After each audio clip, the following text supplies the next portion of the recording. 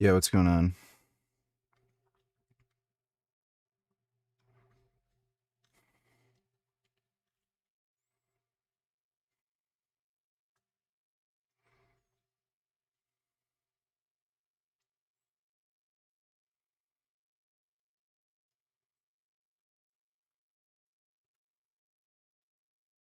Hmm.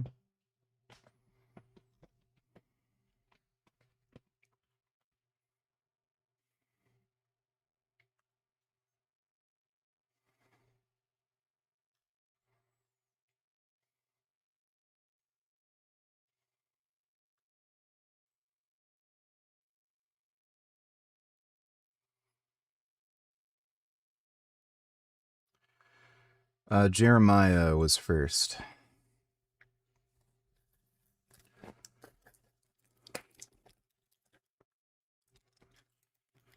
New Frank shorts. All right, let's check that out.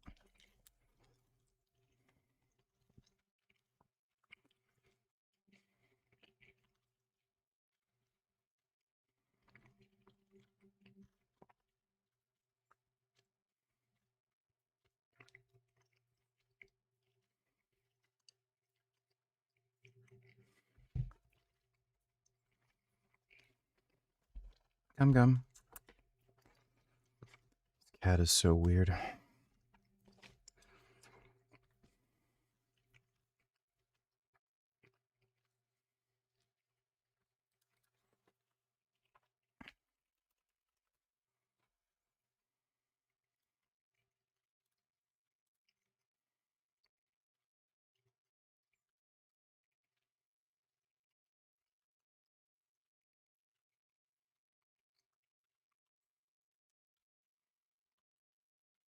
Everybody thinks about the. There's a reason I use the term raw tards to joke about these primal dieters. It's because they love contradicting themselves, and they're really just a bunch of edgy teenagers that think eating raw meat is cool, bro, and raw milk is hip. And the most contradicting part of the primal diet is if you had access to raw dairy products through animal husbandry and milking animals, you would also have agriculture. You would be growing grains, and every single traditional group of peoples. What's funny is he never used to say this, and he'd say the proper human diet is only meat. And then he calls these people retards for believing this when he believed this for how long? That ate dairy also ate grains, because those two things go hand in hand. I only just started this live stream. I went out to see a movie with Isaac, and then we got back kind of late, and then after I ate dinner, I just passed the fuck out. I just woke up. And they also don't mention that Adonis Vonderplanet's actually... Evil Dead Burn is really good. Really good. It's a really great horror movie. The thing I love about the Evil Dead franchise is they do the demons so fucking perfectly. Like, they're just pure fucking evil, and they try to fuck with your head in every fucking way imaginable. They're just completely vicious, and they say the meanest, nastiest shit to try to get under their victim's skin. And there's just a lot of really good creepy shit in the movie. So I really like that movie. I liked Evil Dead Rise more, but Evil Dead Burn is very close. It's still a very, very good movie. Ate bread. You know, this is an excerpt from his book. So, you know, do they follow Adonis or do they not? Do they read his book or do they not? They just make things up as they go. You know, and whatever's edgier and cooler is right. It's unbelievable. Unbelievable. Lukewarm IQ. Yeah, you're telling me. Never seen anything like this. The federal courthouse is closed due to a water main break. So, Timothy, I would appreciate it if you could give me your real name, because I couldn't find anything online about you or your business. So, is his name fake like everything else about him? Yeah, so I wasn't actually going to make a video about this. I was just going to file the lawsuit and send it to these clowns that apparently like threatening people online who write lawsuits for a hobby. Like, apparently they don't watch enough of my videos to know that, like, that's literally what I do in my spare time. legal paperwork. So yeah, and it all gets thrown out because you're not a lawyer and you're retarded and nobody cares. instead of paying me the $10,000 you owe me, Timothy, I guess you're going to have to pay it to your lawyer as a retainer. Go figure. Well, and I guess it's not that much of a headache, but I would prefer not to have to file the discovery motion to find out what his real name is, so we'll see what happens. What a dumbass. Cold and the fatigue and the weight gain, but muscle cramps and muscle tension is the most common symptom. More than 80% of you will feel that. So symptoms of low thyroid or thyroid insufficiency include many things. Again, just think about your whole body not working right. The most highly metabolic tissues are the ones that will suffer symptoms first in many cases. Know any good shit to watch? Stand up, horror, isekai, etc.? Which do you prefer for breakfast? Cinnamon rolls, pancakes, or biscuits and gravy? I think pancakes. Those are pretty good. I prefer waffles though, but pancakes are good. Good shit to watch. Stand-up. Stand-up comedy is just terrible.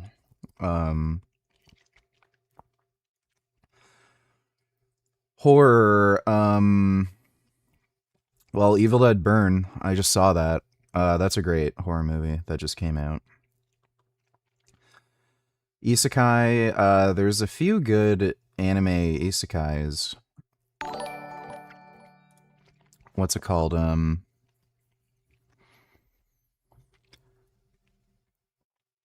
Jobless Reincarnation.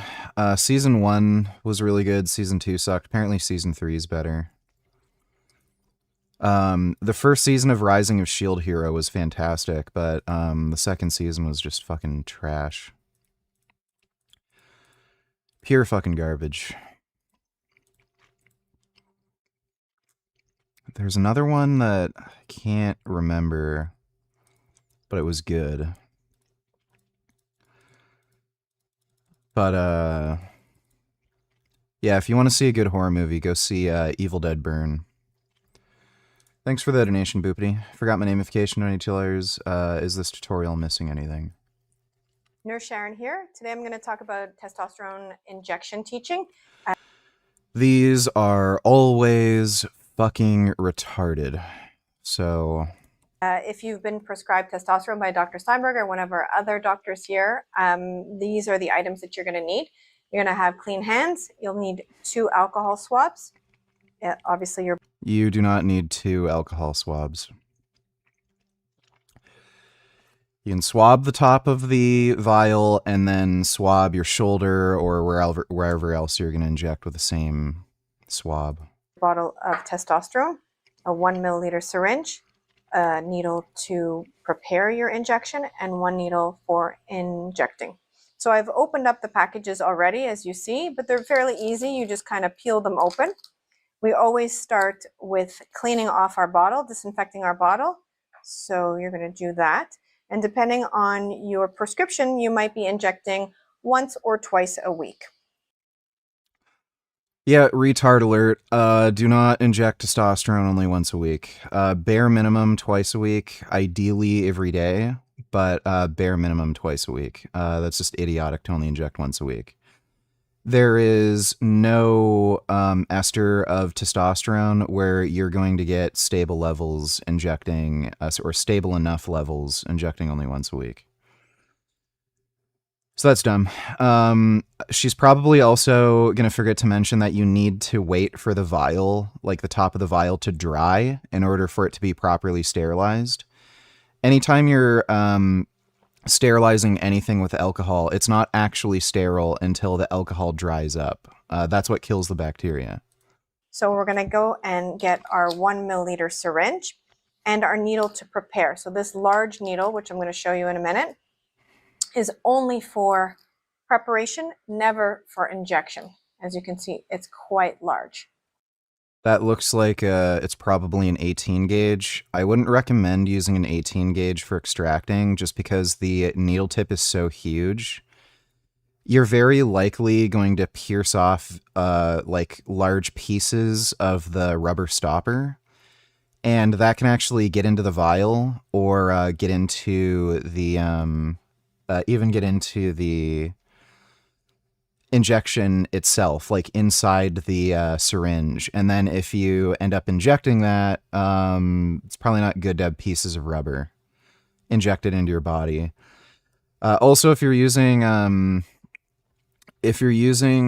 testosterone or any steroid that uses MCT oil as the suspension fluid, it will dissolve rubber.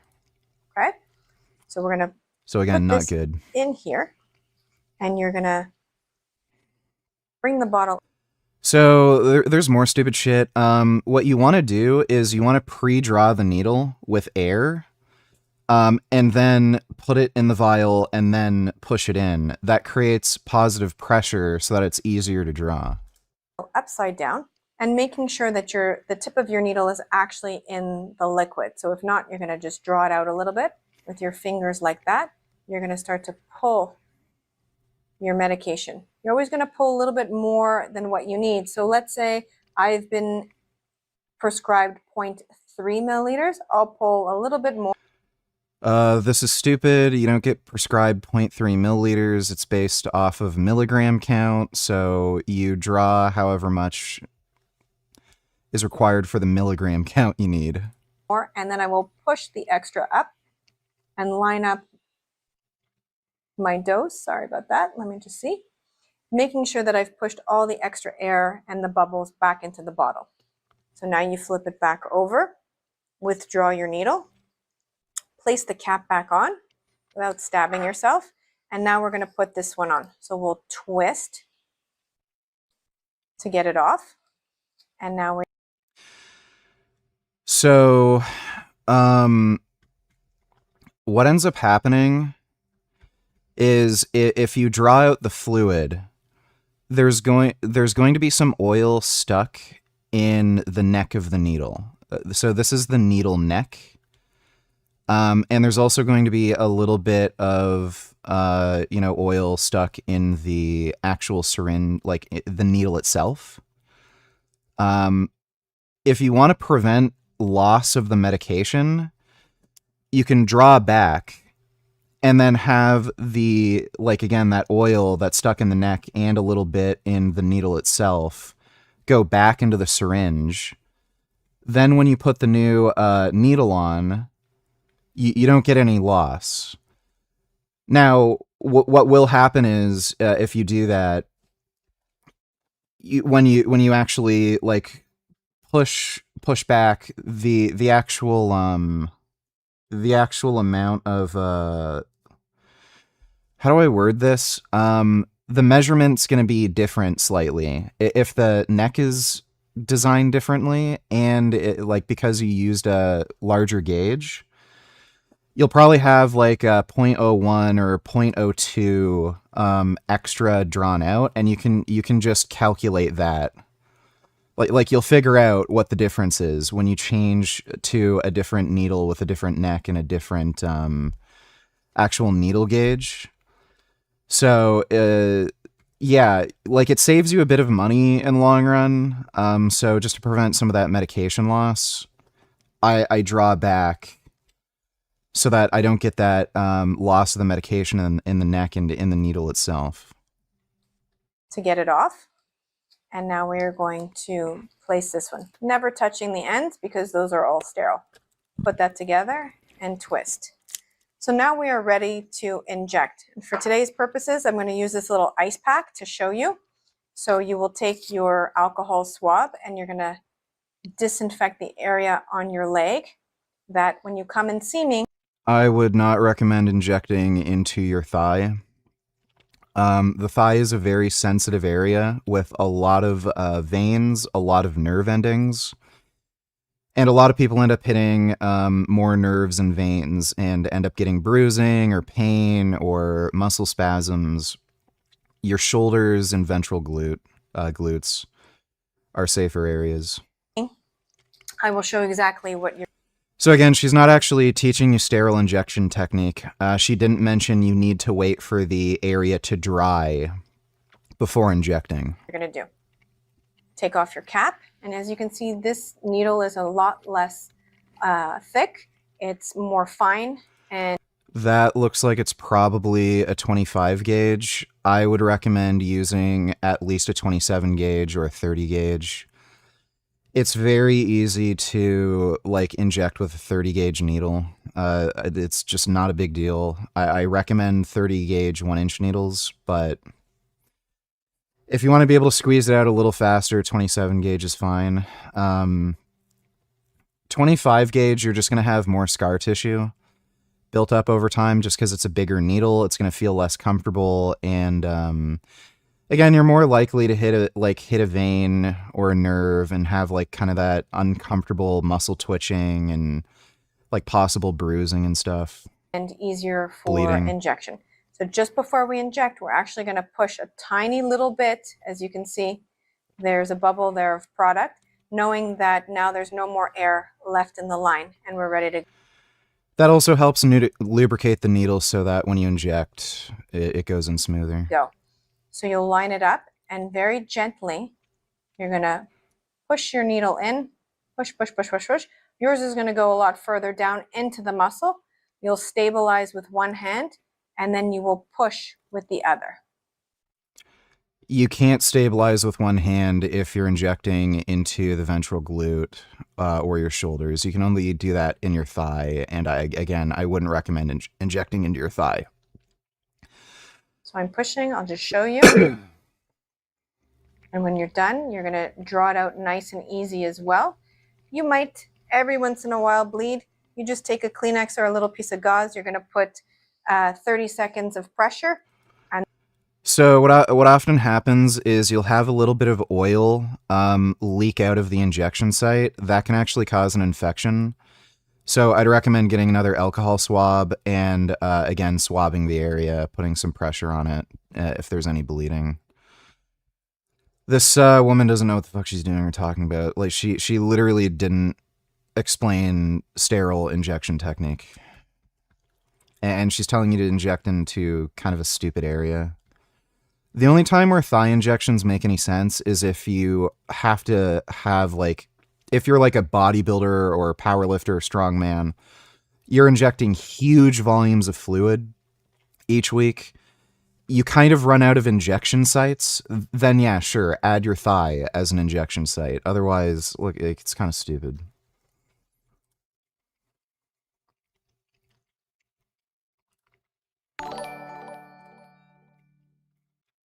What Evil Dead Burn was great, but the critics said it was mediocre.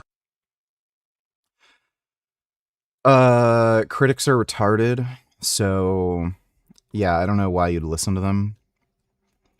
But yeah, critics are complete fucking morons. It was a very good movie. Also, thanks for I the got donation, something Dodo. for you to react to, VG. Alright, let me see. This woman decided to. Didn't we watch this already? Alright, thanks for the donation, Dodo.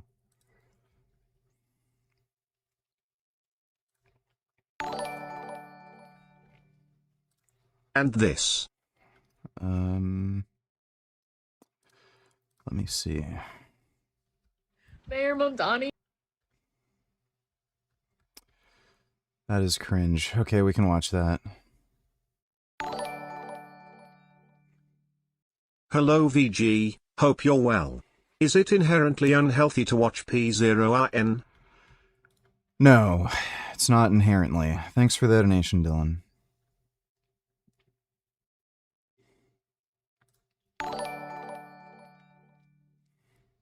Thanks for the Evil Dead recommendation. If sent to another world, would you want to just be a ripped human, or since size wouldn't mean strength in that world, would you want to be at least half elf and live a long life? Know any good vegan Pop-Tarts? If I was in like an isekai where size does not equal strength, kind of like in an anime where a tiny person can be like super strong, then yeah, I'd care more about what race I am. And if I'm like an elf that could live like 1,000 years, I'd prefer that. And no, I don't know any good vegan Pop-Tarts. I've never liked Pop-Tarts, and I always thought they were terrible. But, yeah, I don't know any good vegan Pop-Tarts. Thanks for the donation, Boopity Bob. Rent her house to migrants, and can any of you guess what happened? No, I bet you can't. I bet you can't even think it up in your worst nightmares. Out of the kindness of her heart, a British woman decided to risk renting her property to migrants. These people had literally just got to the UK. No one would rent to them because they had no history, blah, blah, blah. They had no deposit, whatever. Which, guess what? Muggins was like, do you know what? They'll be fine. They're lovely. They're hardworking. They work as carers. Just... No, they're not hardworking. That's why they come to Europe and the UK and Canada and even the States in some cases, like especially like states like New York. It's because they have robust welfare systems and they get to do nothing and get a ton of money and have a better quality of life than they would back home, literally not working and doing anything. They also have absolutely no manners. They don't appreciate shit. And they have no respect for white people or the Western culture. So they treat everybody like shit. Be a good person and take them on. But unfortunately for her, the carers didn't seem to care too much about their own living conditions. Brand new bathroom. What do you reckon that is next to the toilet? Jesus. I mean, if you had told me that this is a bathroom that is, I don't know, 50 years old and nobody has taken care of it, I would have believed you. What the actual, how did that even, how does, oh boy. I'm pretty sure in their home country, they don't even have toilets. They just shit in a fucking hole in the ground. So who the fuck knows what they're doing? Just realised what all of this is up the wall. Yeah, imagine them caring for your elderly relatives. This was a brand new sofa.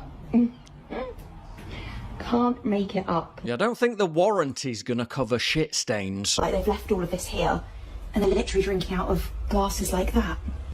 I mean, besides the fact that it's so unsanitary, could you ever imagine staying in a rented property and caring so little about your surroundings that you would be comfortable just leaving this for the person that's rented this apartment to you? I mean, just honestly, the audacity of it, the audacity to think that you could come into somebody else's property and just treat it literally like SHIT is beyond me. And if this is how they treat the properties that they're supposed to be living in, how do you think they're going to treat the rest of society? I don't know, but I would not. Well, yeah, they treat everybody like shit.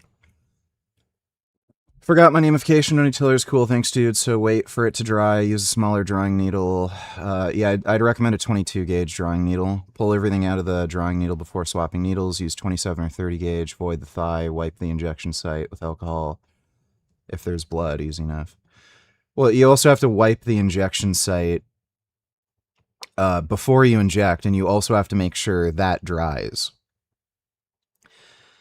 And again, if you notice any oil around the injection site after you inject, then yeah, swab it with alcohol again. And same with if you notice, like if there's any blood coming out, swab it with alcohol. Especially when there's like, you notice some oil leaking out, that can cause an infection. Well, thanks for the donation. Forgot my namification. Hope that helps. I would not allow somebody who lived like this to take care of my elderly. Yeah, Should I no report shit. this to social services? It's just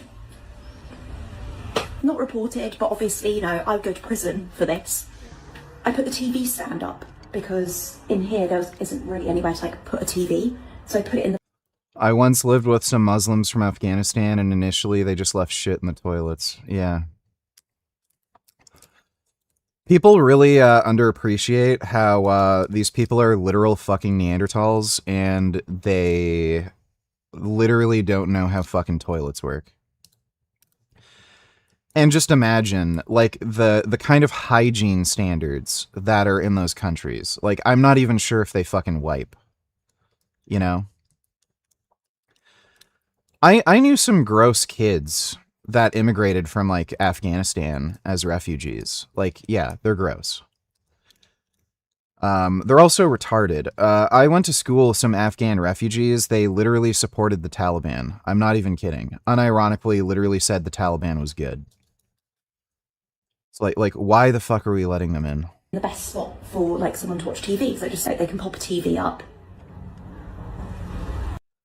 No, don't like root beer floats. I left a fucking TV in here. The cost. They stole her TV. They've damaged her property, this but is like ours actually now. damaged it. They've damaged her brand new sofa. They've left the cups in a condition that I think you just have to throw out. And they've stolen her TV, but guys, it gets worse. Of being a good person is really racking up. The state of this fucking door. Where's my tiles? Okay. This, okay. I mean, it's not even that. I don't even know how you do this. Like, what are they doing? You know, I remember there was some kid in my high school that I lent a video game to. It was Halo Combat Evolve on PC. I had it on disc. I gave him the disc with the original box, and then when he returned it to me, the box was just fucked up. Like, it looked like it went through a fucking, like, washing machine. I don't get it. Like, I don't know what people fucking do. They're just like shitting anywhere they want or taking things that are valuable. They're ripping walls off paper and taking tiles off the wall. To what point? In what universe does somebody need to take tiles off? No, it's not meant to be. No, it's How many people they had living here over and above the agreed number? landlords are so awful. They don't ever fix anything. Do you think that was reported to me? What do you think? Barbecue? We're using that inside? Like, wouldn't An indoor. even honestly would not surprise me at all. Indoor barbecue during the height of summer. Fantastic idea.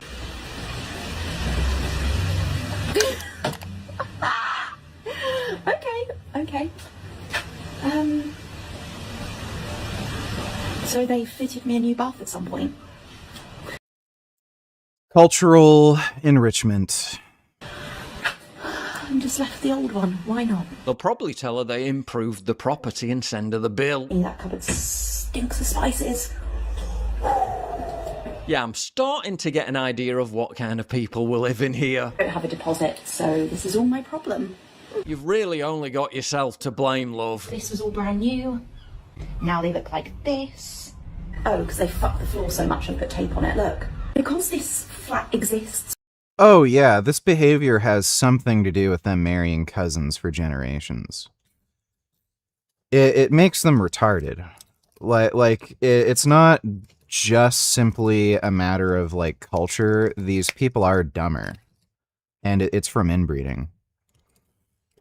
I had a dream where you got very angry at me, called me a retard. Was it me and am I a retard? Maybe your dreams are telling you something.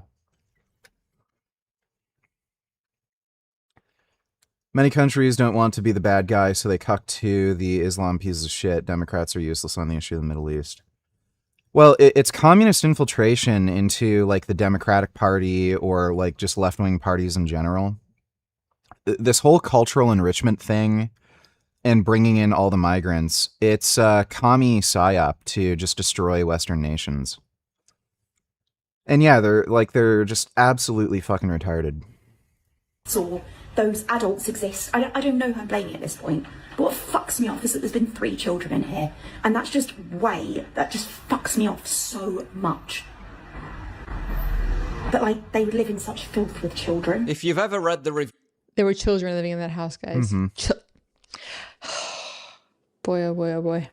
Views of hotels used to house migrants, which are then occupied by normal paying customers. This is basically the fate of all of them. But obviously, when one of your kids has ripped it off the door, to just screw it back on? Like, or is that's not the tenant problem, so why bother? We'll just live with it for years, hanging off, rather than just screwdriver it. So she rented out this place to them for years without a single landlord inspection at any time in between. Yeah, not. Well, now you learned your lesson. Don't rent to migrants, and if you do, maybe check in on them every couple days, apparently, because they fuck shit up pretty quickly. Not the smartest, is she?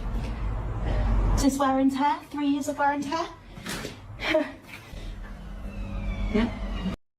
Like, how do you do this? Perhaps. Like, again, just how? Do you think this is worth me profiting £600 a month?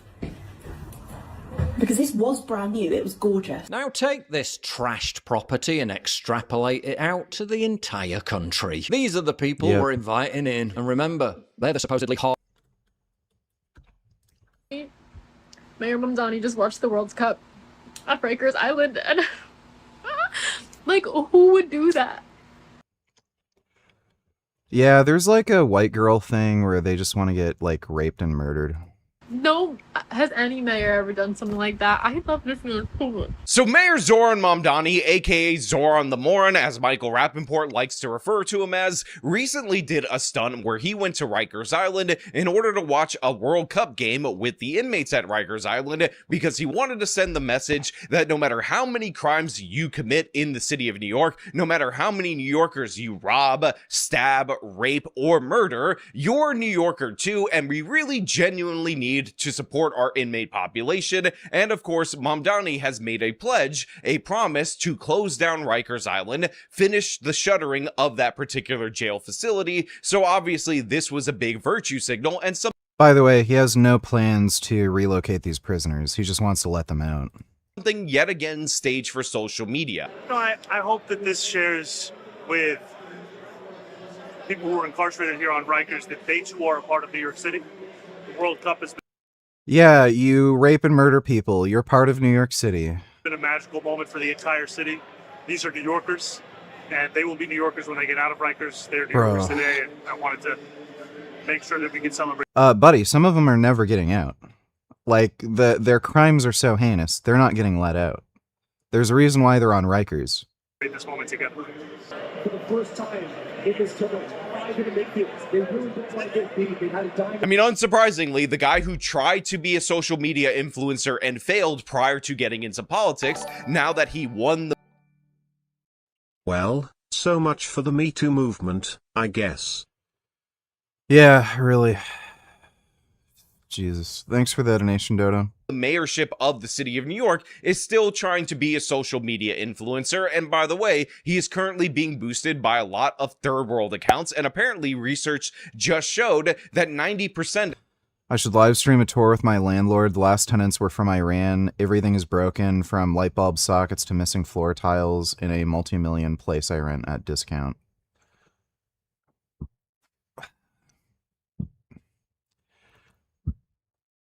Like, I just don't get it. There are certain things where it's like, how does that break? How do you ruin that? You know? Like, these people must be, like, literally bouncing off the walls, throwing shit everywhere. Like, they're actual fucking apes, you know? of his engagement, or the pro-Mamdani engagement that you see on social media, comes from foreign accounts, 60% of which, by the way, come from the nation of Pakistan alone. So people are boosting him up in the third world, enemies of the United States of America, people who want to undermine the United States of America for pro-Islamist or pro-leftist goals. And yeah, obviously this was the case, but that doesn't mean I'm going to cover every single thing this man does, because honestly, I don't think you guys out there in the audience are all that interested.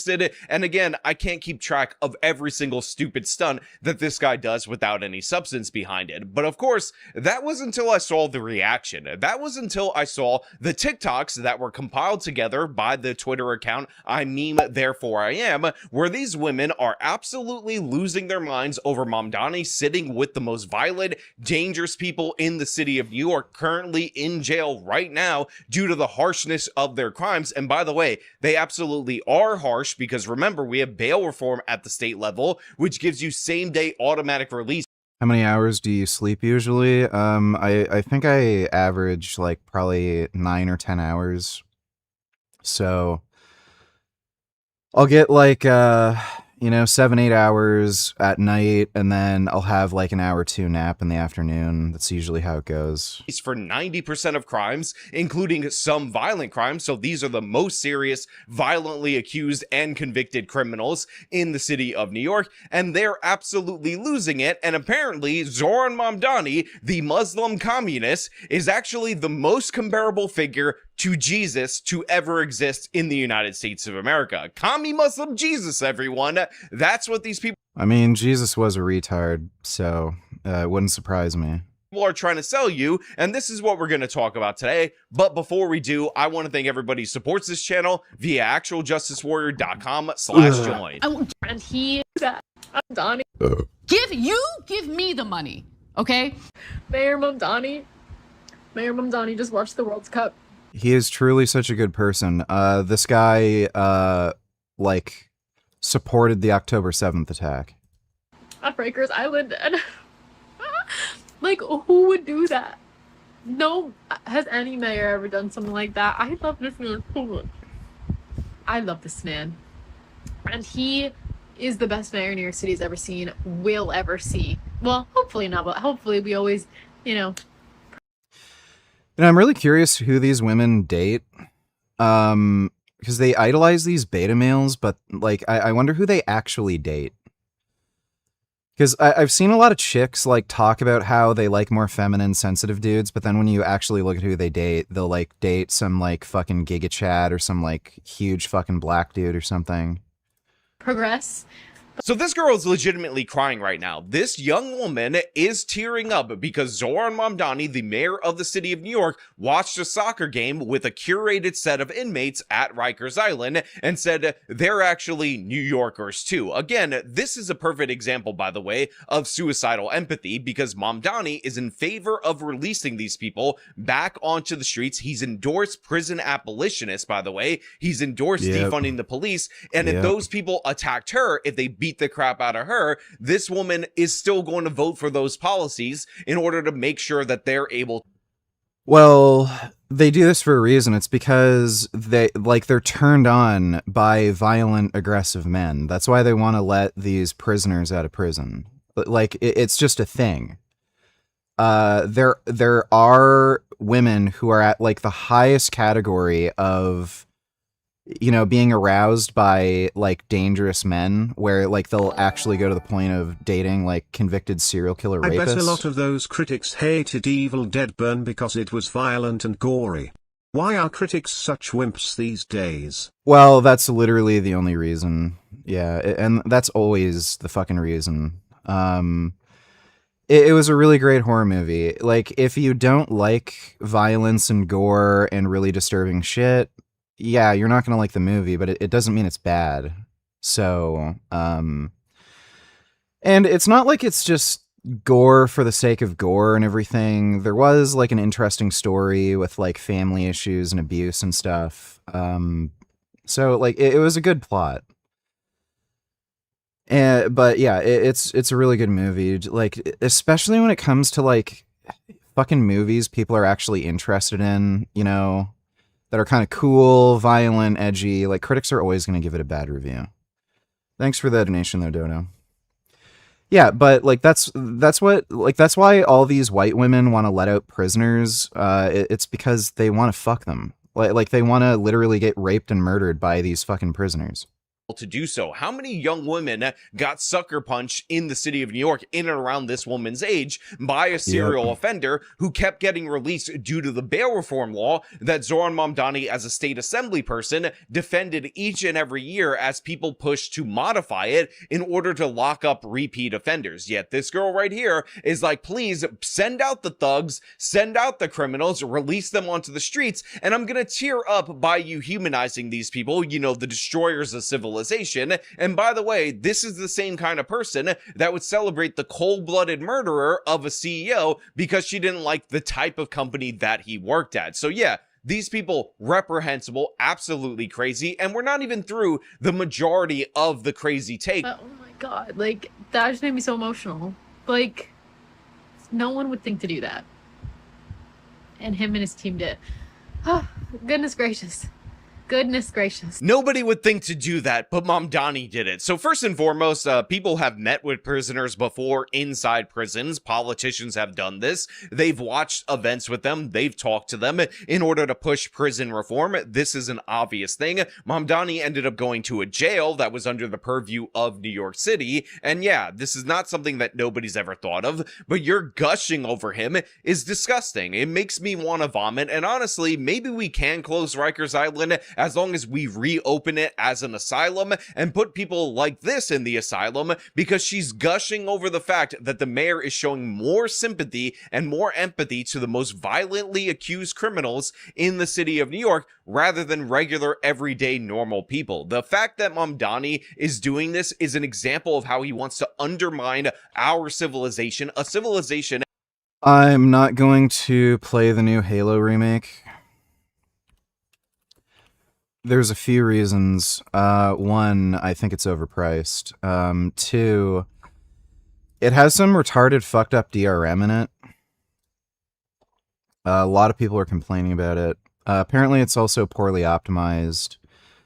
There's weird graphical glitches and shimmering and stuff. They literally didn't know how to make the game in Unreal Engine 5 properly.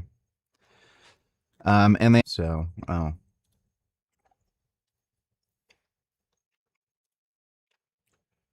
Oh, that was weird.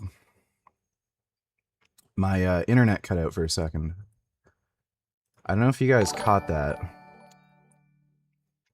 Seriously, what do critics have against dark movies these days, VG? They're just college-educated retards. Like, that's all there is to it.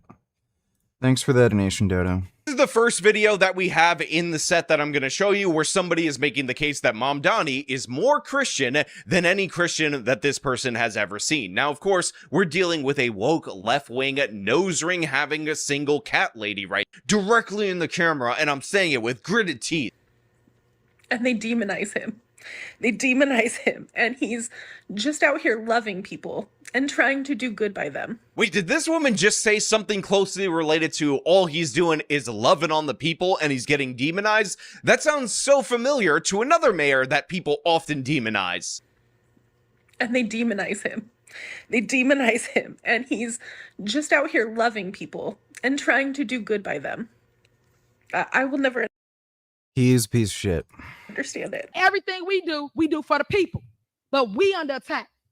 We getting scrutinized in the media. For what? Loving on the people? Showing them that they matter to us? Mamdani is basically Jesus. So we ended up... My faith wasn't just something that I did. It was It's all white women. the bedrock foundation of who I was. And it was that same longing to chase after. Yeah, it's all white women. We all know why. So what do college retards have against dark movies?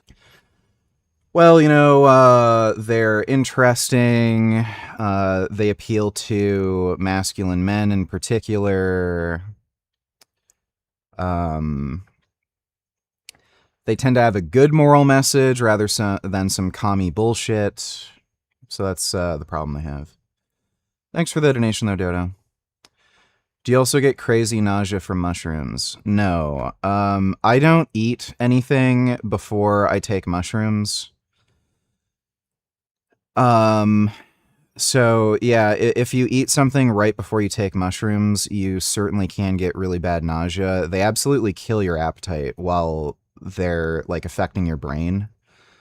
So it wouldn't surprise me if you got nausea if you ate pretty soon before you had mushrooms. I do get really, really bad munchies after the high wears away. But yeah, while I'm on mushrooms, just absolutely kills your appetite.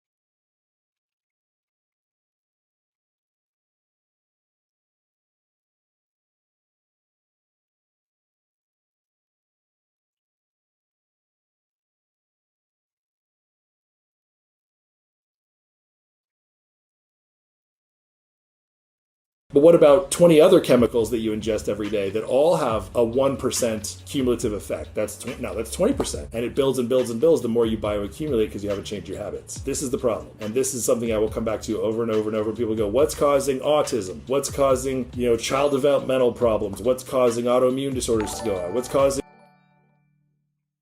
Well then, what do communists have against masculinity and violence?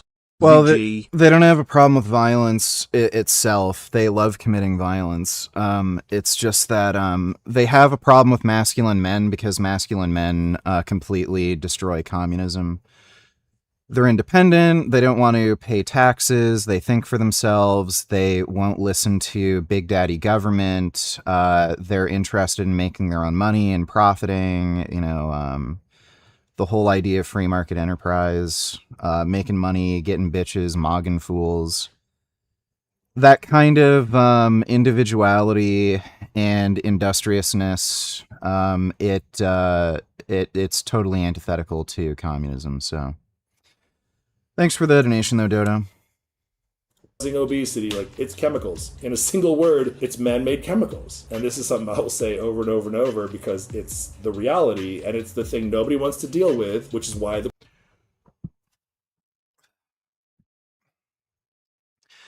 a lot of people who claim they have some sort of autoimmune issue, it's probably all in their head. Unless you have something like psoriasis or rheumatoid arthritis where you can actually see physical changes occurring, your skin gets fucked up, you have joint remodeling.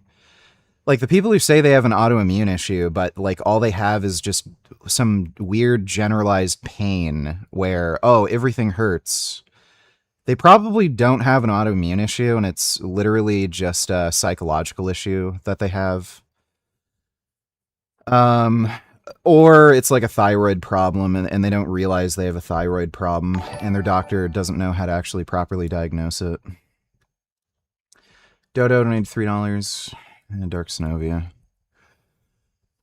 You want to know the most dumbass thing about capitalism? The more productive you are as a worker, the worse you are off.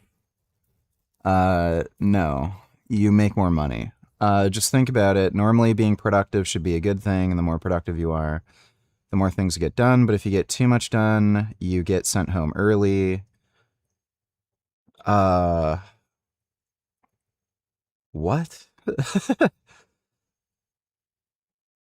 There are people like mechanics who get paid on the basis of job completion. So they're paid a rate technically, but let's say I don't know, replacing a radiator is assumed to be 5 total hours of labor, but you're very efficient and you get it done in 3 hours. You get paid the same amount of money. You get paid on the average estimate of time. They don't pay you less because you're better at your job. So what the fuck is he talking about? If you don't get enough done, you get written up. There's little reason to be productive more than you have to. Okay, sure. There's situations where being again, you're paid an hourly rate. You're not paid based on performance. So yeah. What's the issue? I swear the strongest believers of this ideology are the biggest fucking idiots.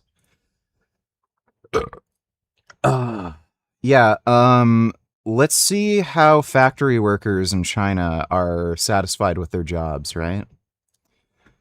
Dark Synovia is a fucking idiot. Thanks for the donation, Dodo. The problem's getting worse. They don't want to stop making money off chemicals. They don't want to quit using them. They all make our lives easier, more efficient in some way. At least that's the lie they're telling us. No, Trend did not give me homoerotic tendencies. But it's literally killing us, and that problem has to be resolved if any of this is going to go the opposite direction. You go to the gym, man, you just see everybody looking at their phone it drives me fucking nuts at the gym, man. I'm like, how are you even getting a goddamn workout in? That's ironic. They're avoiding doing the thing that would get them dopamine by getting dopamine. There's 3. My face already looks like it was hit with a hammer. I don't need to do that. We don't need any extra help Yeah, there. I do don't we? need any extra help. That's why. Yeah. That's why I started lifting weights. Right. Yeah, for real. To make up for Distract my him from the face. face. Yeah, gotta work with what we have, gentlemen. We gotta work with what we have. Or you could bash your So- face with a hammer. I mean, or you could just not work with it. I'm pretty damn It handsome in just- the face. I got no complaints.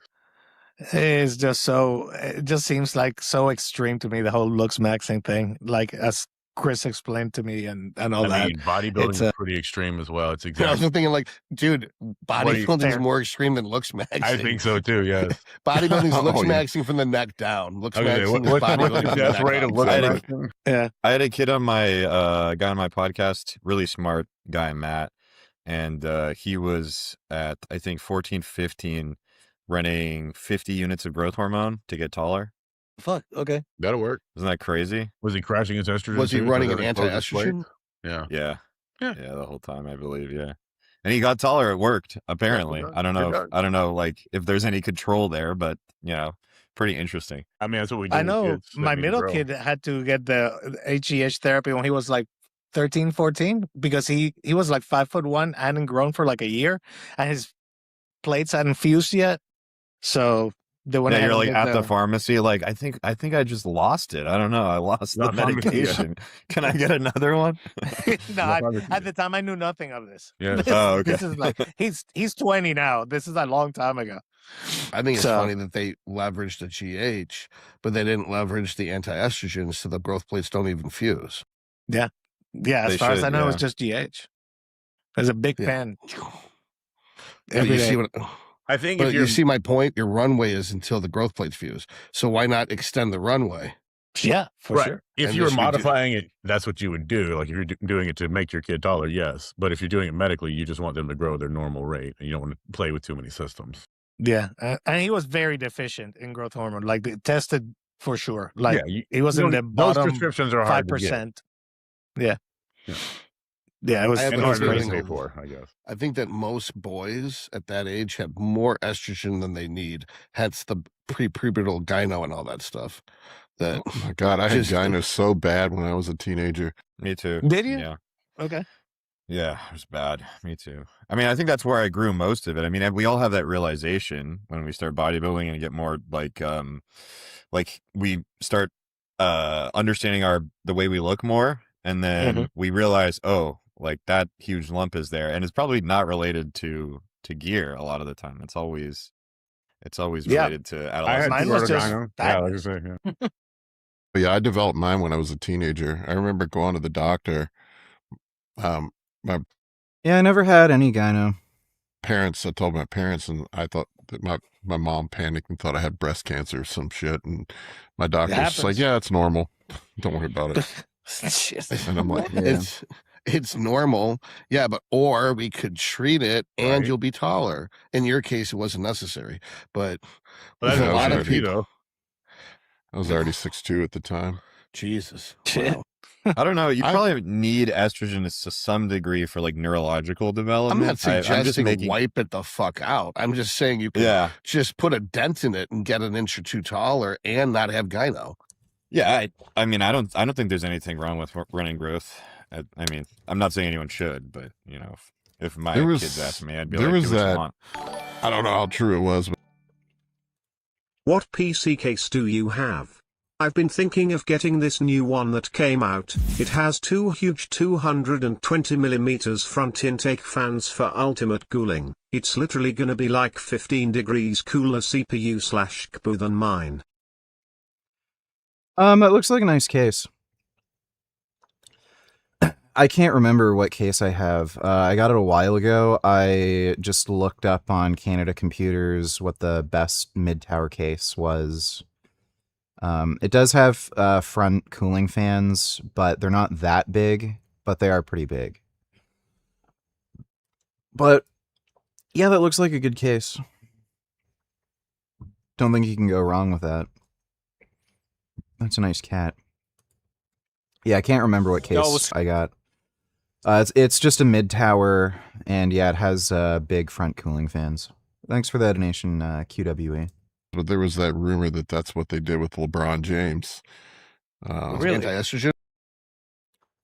There was a kid in my high school who was on growth hormone because he had a growth hormone deficiency, and he was absolutely fucking ripped to the bone. Like, he had no body fat and jacked as shit for a fucking high school kid.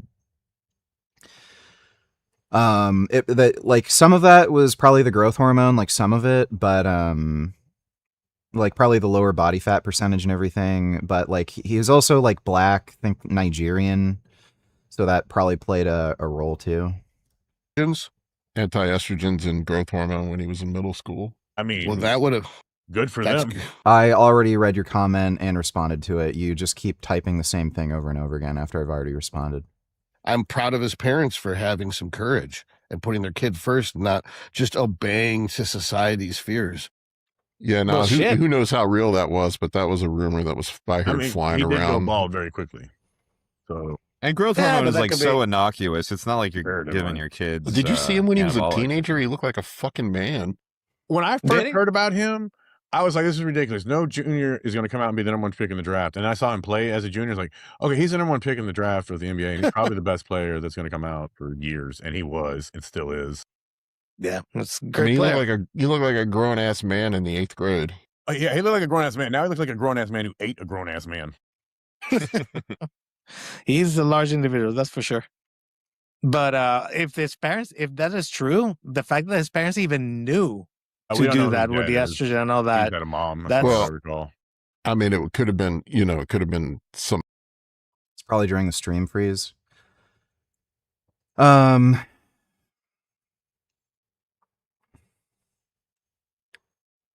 Yeah, the hybristophilia, it's like most women have hybristophilia to some extent. Like, it's just a normal biological thing where women are attracted to just at least men who are potentially dangerous, like they can commit violence.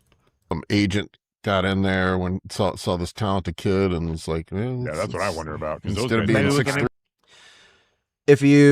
So growth hormone will only affect your height if you take it during a phase of like your life when you can be taller, before your growth plates fuse. So yeah, if you want to be taller using growth hormone, you have to take it during puberty while you're still growing. Or like technically not puberty, like you can take it as a child before puberty. Like, they give it to very young children who just have stunted growth, but it only works for increasing height if you take it before your growth plates fuse. After that, still has a ton of benefits. It helps you sleep. It's an amazing fucking sleep drug. It switches your body to like a mode where you're relying more on fat for energy, so it increases lipolysis, so you're less likely to store body fat.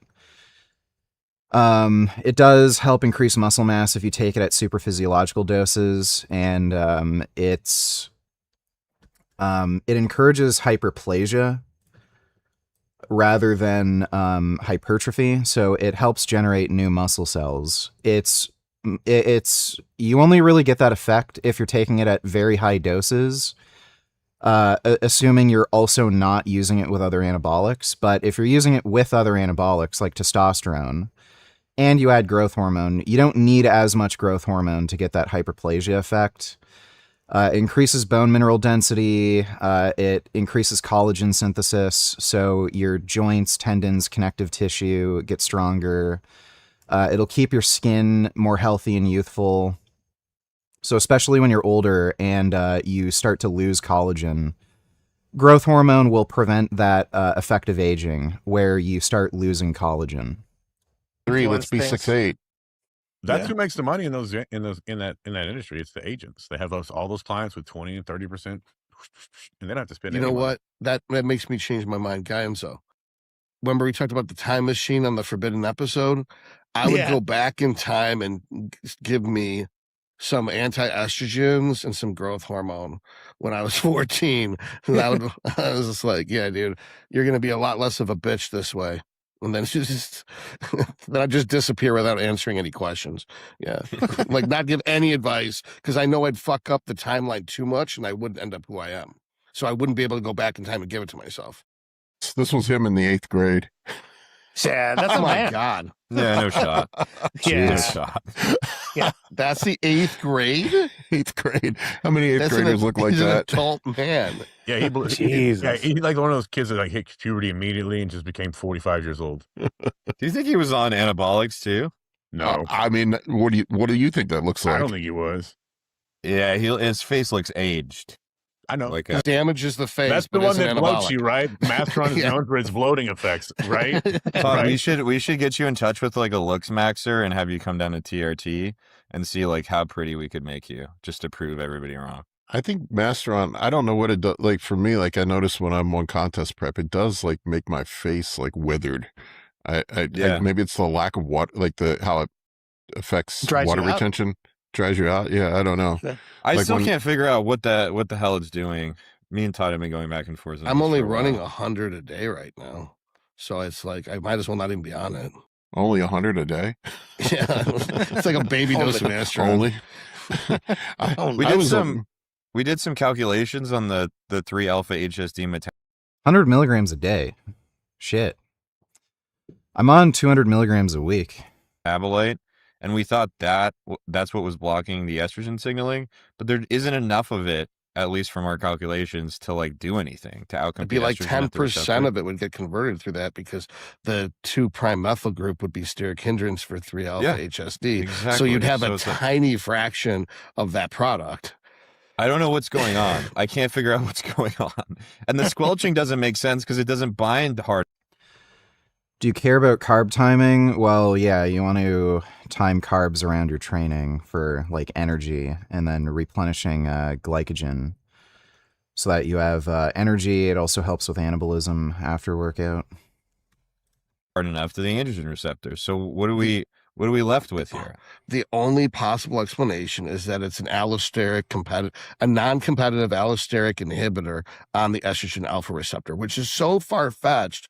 It's probably this, okay? Like if you were to look at estrogen hydration or water, right? And you were to take the numerator, which is going to be estrogen, and then divided by the denominator, which is an androgen, and you add 1,000 milligrams to that denominator, the ratio, the product goes down, even though the numerator doesn't.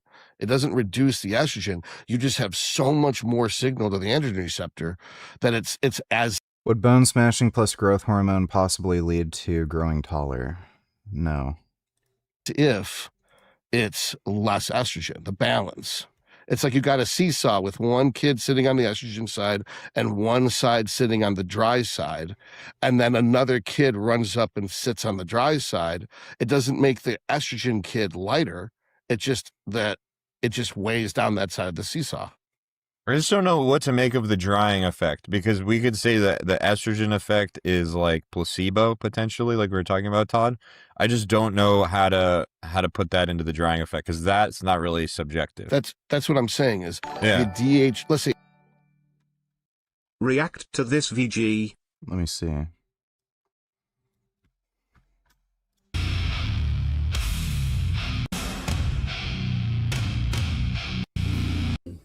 And you're a believing Christian, then on the rare occasion that Dude, this guy is so fucking boring. And he's like cucked as fuck. He's like, he calls himself a feminist.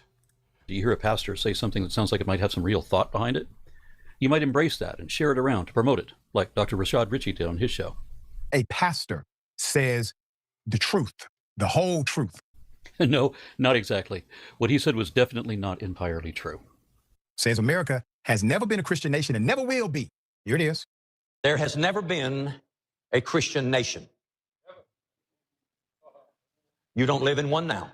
A Christian nation would never have killed and displaced 20 million Native Americans. Here we fucking go. Who are still left out and living in poverty. But, as we said earlier in the series, France, Spain, and England were all Christian countries before the U.S. was founded, and they all took part in this deliberate genocide. More importantly, the people who perpetuated this travesty were Christians, all of them. Who the fuck cares? Great, okay. Wonderful. Just SJW fucking bullshit. Like, again, this guy also calls himself a feminist. I just don't take his political beliefs even remotely fucking seriously. Thanks for the donation, Dodo. The androgens cause water loss from under the skin, and estrogens cause water retention under the skin. So we don't subtract estrogen, we just added androgen. So it's going to drag the water from the skin to the muscle. Yeah. SDX Tony Tillers, what's the latest on maximum benefits of protein per kilogram for optimal gains for non-roid users? Is 1.2 grams per kilogram enough to max out longevity also? There is no benefit to reducing protein intake for longevity, and there's every indication that it will probably make you die sooner, just because you're going to be more weak and frail.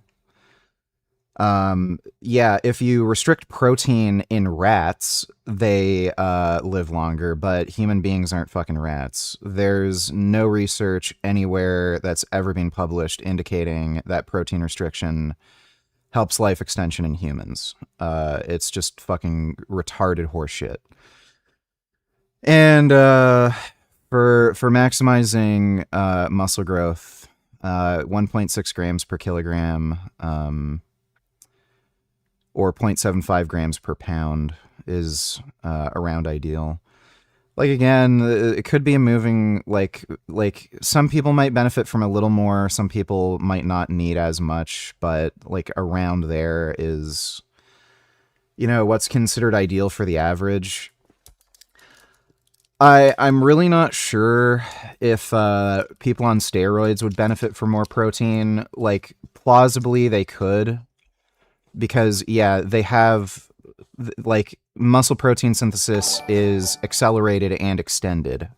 Why do these SJWs care about a bunch of worthless indigenous people who would have whipped themselves out anyway?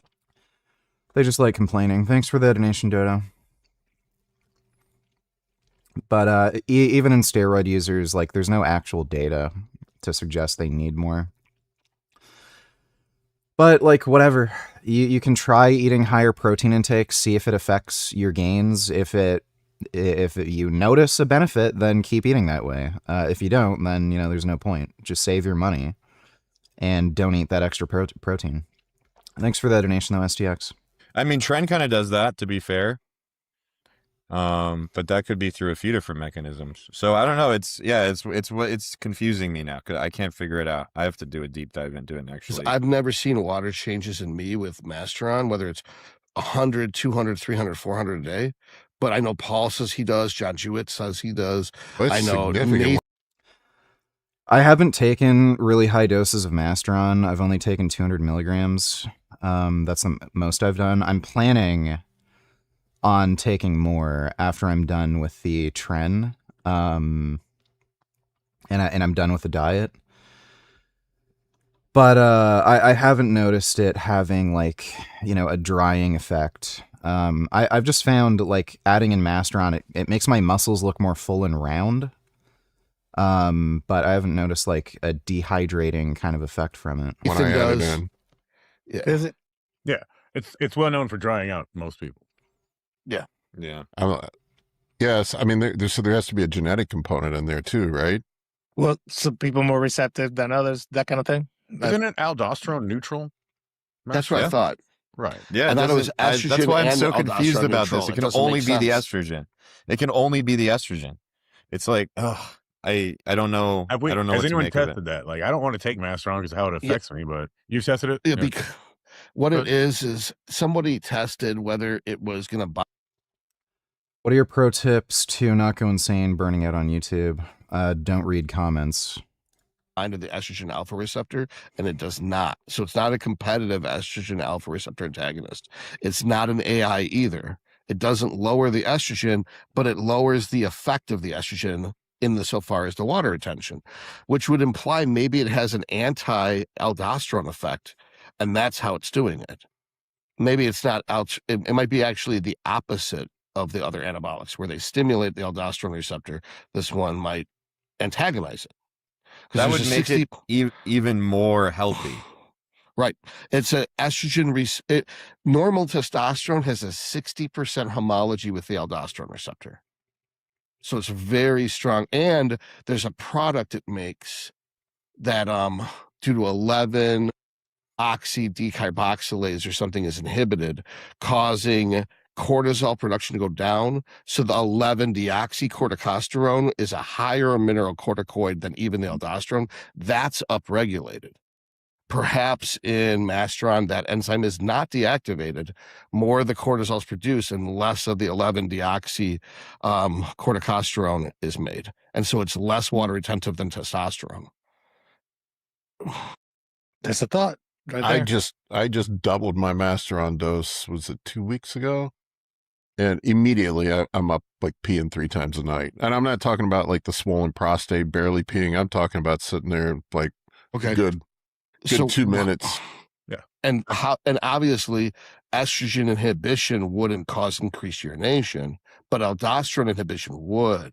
Yeah, I mean, maybe. You guys tell me. You're smarter than me on this shit. I just know I'm peeing more. Paul's here to get just take notes. And No, double Todd's right. It could be happening. I don't know. I mean, I feel like we could solve a lot of this if we just knew which metabolites it made and what quantities. But there's no good studies. If people are subjectively saying, I am getting dried out. What do you think of Trestolone? I don't know much about it, but it's like, if you look at pro bodybuilders, competitive athletes, nobody takes it. There's a reason for that. It's just not very good. And they're also saying I'm peeing a lot. There's no reason to conclude that has anything to do with estrogen if estrogen isn't going down. Because we're talking about the kidney and water. It never not goes estrogen. down. So this leads to the conclusion that maybe it is neutral with estrogen signaling. Very possible. That was my conclusion 3 years ago. Yeah, but people don't always agree with me about that. Hey, Paul, how's your blood pressure with the increased peeing? Has it gone down at all? Or is it about the same? Oh, yeah. Good question. I mean, my blood pressure always gets low in contest prep. Usually I end up having to drop my BP meds. Which show are you doing? I don't know, man. I may or may not do one. I'm doing two. You better do one. I was targeting Masters Worlds, but I mean, it's 6 weeks out from Sunday. I don't think I'd be ready by then. Your glutes in? No, they're not in. And the thing is, like reason why I don't want to compete, like I'm questioning whether to compete because I'm already at what my stage weight was the last time, and I'm not even close to being ready. Oh, so you're gonna come in smaller if you do come in. So you gotta put another 20 pounds in the off season to come down more. Well, I from that surgery, I mean, I couldn't train my upper body for like 6-7 months. So I definitely lost upper body size. I grew my legs, but my upper body's definitely smaller. What was your starting stack? It was 210 milligrams testosterone cypionate per week. And I took 30 milligram daily doses and 5 IUs of growth hormone a day. I needed to grow my legs, but I guess I could always do classic because come down and do classic. You do have a classic physique shape. I'm not sure what my cutoff is. It depends on where they height me. It's either 235 or 242. Jesus. How tall are you? I'm 1 just 3/4, right? He's very just a hair tall, under 6'2". Sean. Just wait, you're just Very over tall. 6'2"? Under. Just a hair under. Yeah. Oh, then you're gonna be heighted at 6'2", up to and including 6'2". Yeah, which would be 242 would be the cutoff. Yeah, you're definitely not going to be less than that. You might, if you're lucky and you work hard enough at it, you can figure out a way to make yourself taller enough to get all up to 252, but I don't think it's relevant, right? Yeah, I mean, I was 252 today. I weighed in 248 at my last show. Yeah, then you definitely are. If your glutes aren't in, you're definitely going to be under 242 by the time you're stage ready. So that's totally classic. Yeah, so I'm thinking I'll just do classic. I don't know. We'll see. Or I may not do anything at all. I really like being really, really lean. It's kind of fun. I just like how I look really fucking good. Dude, you just mog the shit out of people when you're really lean. You don't even have to be big. If you're really lean and you have like really well-defined abs and muscle tone, like you just fucking mog because everybody's like fat. And even when they're not like fat, they just don't have any muscle tone. They just look like normal people.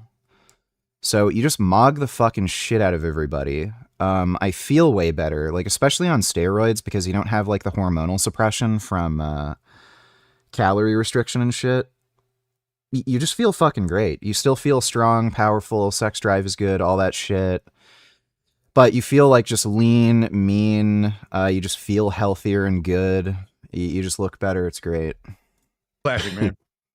Well, I mean, you're it's still doing over the 50 diet, you're still gonna classic. get the benefits, the rebound afterwards if you want it. I you don't know? even care about that anymore. It's not like I'm not trying to grow at this point.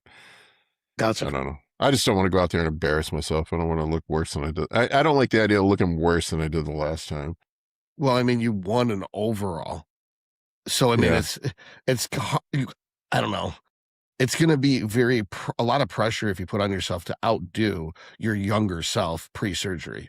It's kind of like, why not just be the best you can be right now and get your pro debut codified, and then you can beat that pro look next time. Yeah. I go back and forth whether or not I want to put my body through. I'm also not running nearly as much PEDs as I was the last time either. Are you there's going that. to do Tren into the show and all that? Are you planning I on don't do doing that? Tren. I haven't done Tren in years. I don't think you should crash for 6 weeks though either. So No, I'm not. With Justin, like had pushed the gas pedal down on my diet, and then I lost 7 pounds last week. I'm like, dude, that's too much, man. In 1 week, I'm like, I just look worse. So like, let's put some Wait, food what back did you in. do? What? Just cut your calories and up your cardio, or just cut calories?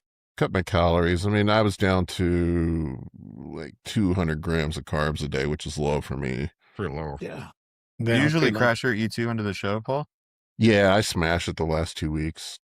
Just have you tried just using a diuretic instead? I do both. Do both. Okay. Yeah. Hit it from every angle. I usually smash my E2 the last 2 weeks, and like 10 days, I'll take 2.5 letrozole the last week, and then I'll run 25 to 50 mgs of Winstrol? No, of oh no, fuck, what's the hydrochlorothiazide. no, not Aldactone. hydrochlorothiazide, aldactone. Yeah, I'll run that for like 3 days, last 3 days going into the show. Well, that's classic. Most people don't do that anymore. They use the triamterene from the diazide, but the aldactone 25 milligrams for the last 3 days is a smarter move because you're blocking the aldosterone receptor. Yeah, the other thing is that's my thought process. Yeah.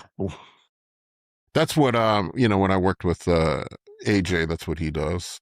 Yeah, and that's what I noticed. I used that in 2009, 2010, and it worked pretty good. I did 25 milligrams of aldactone in the morning, and then I would do another 6 to 12 milligrams of hydrochlorothiazide for like the 3 days before the show, and then that was all I had to do. That's exactly how he did it. He would run the 25 of the aldactone 3 days out. He would take all the injectables out a week out and put 200 mgs of Winstrol in the last week. Yeah. And then if you need it to dry out a little bit more, just a little bit of hydrochlorothiazide the last day or two. When I tried his 200, I melted down. And for the previous 15 years, I used 50 milligrams of Winstrol, and I had good results with that. But for the North American, me and Justin used 100 milligrams of Winstrol the last. I mean, the 200 worked really well for me. It worked really well. I think that's a sweet spot, is like up around 200. That's what when you I was just saying. Psychologically, I couldn't handle 200. Oh yeah, it's too much stimulus. Yeah, the only thing I noticed, the only thing it did to me is it fucking made my joints hurt like hell.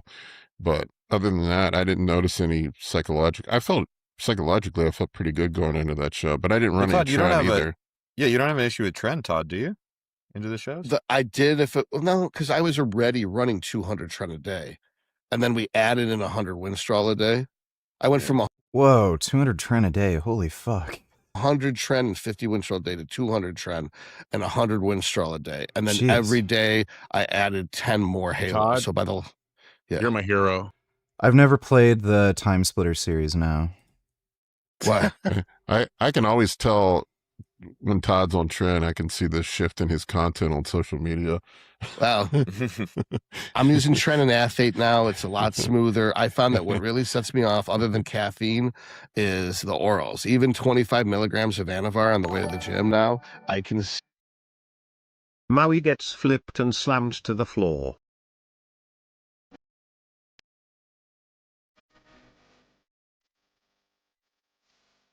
Oh my goodness. Oh. I didn't know Joey knew judo. Oh my goodness. Wow. I didn't know Joey was a martial artist. That's amazing. Thanks for the donation, Ethan, though. See that I'm getting more aggressive or more animated. Yeah, I'm So as long as running right now. I'm running 1,000 test, 600 master on, and 400 primo. That's what I'm on right now. Wait, what did he say? 1,000 test, 600, Fuck. 1,000. Yeah, I'm So as long as running right now. I'm running 1,000 test, 600 master on, and 400 primo. That's what I'm on. 2 grams. What am I on? 525.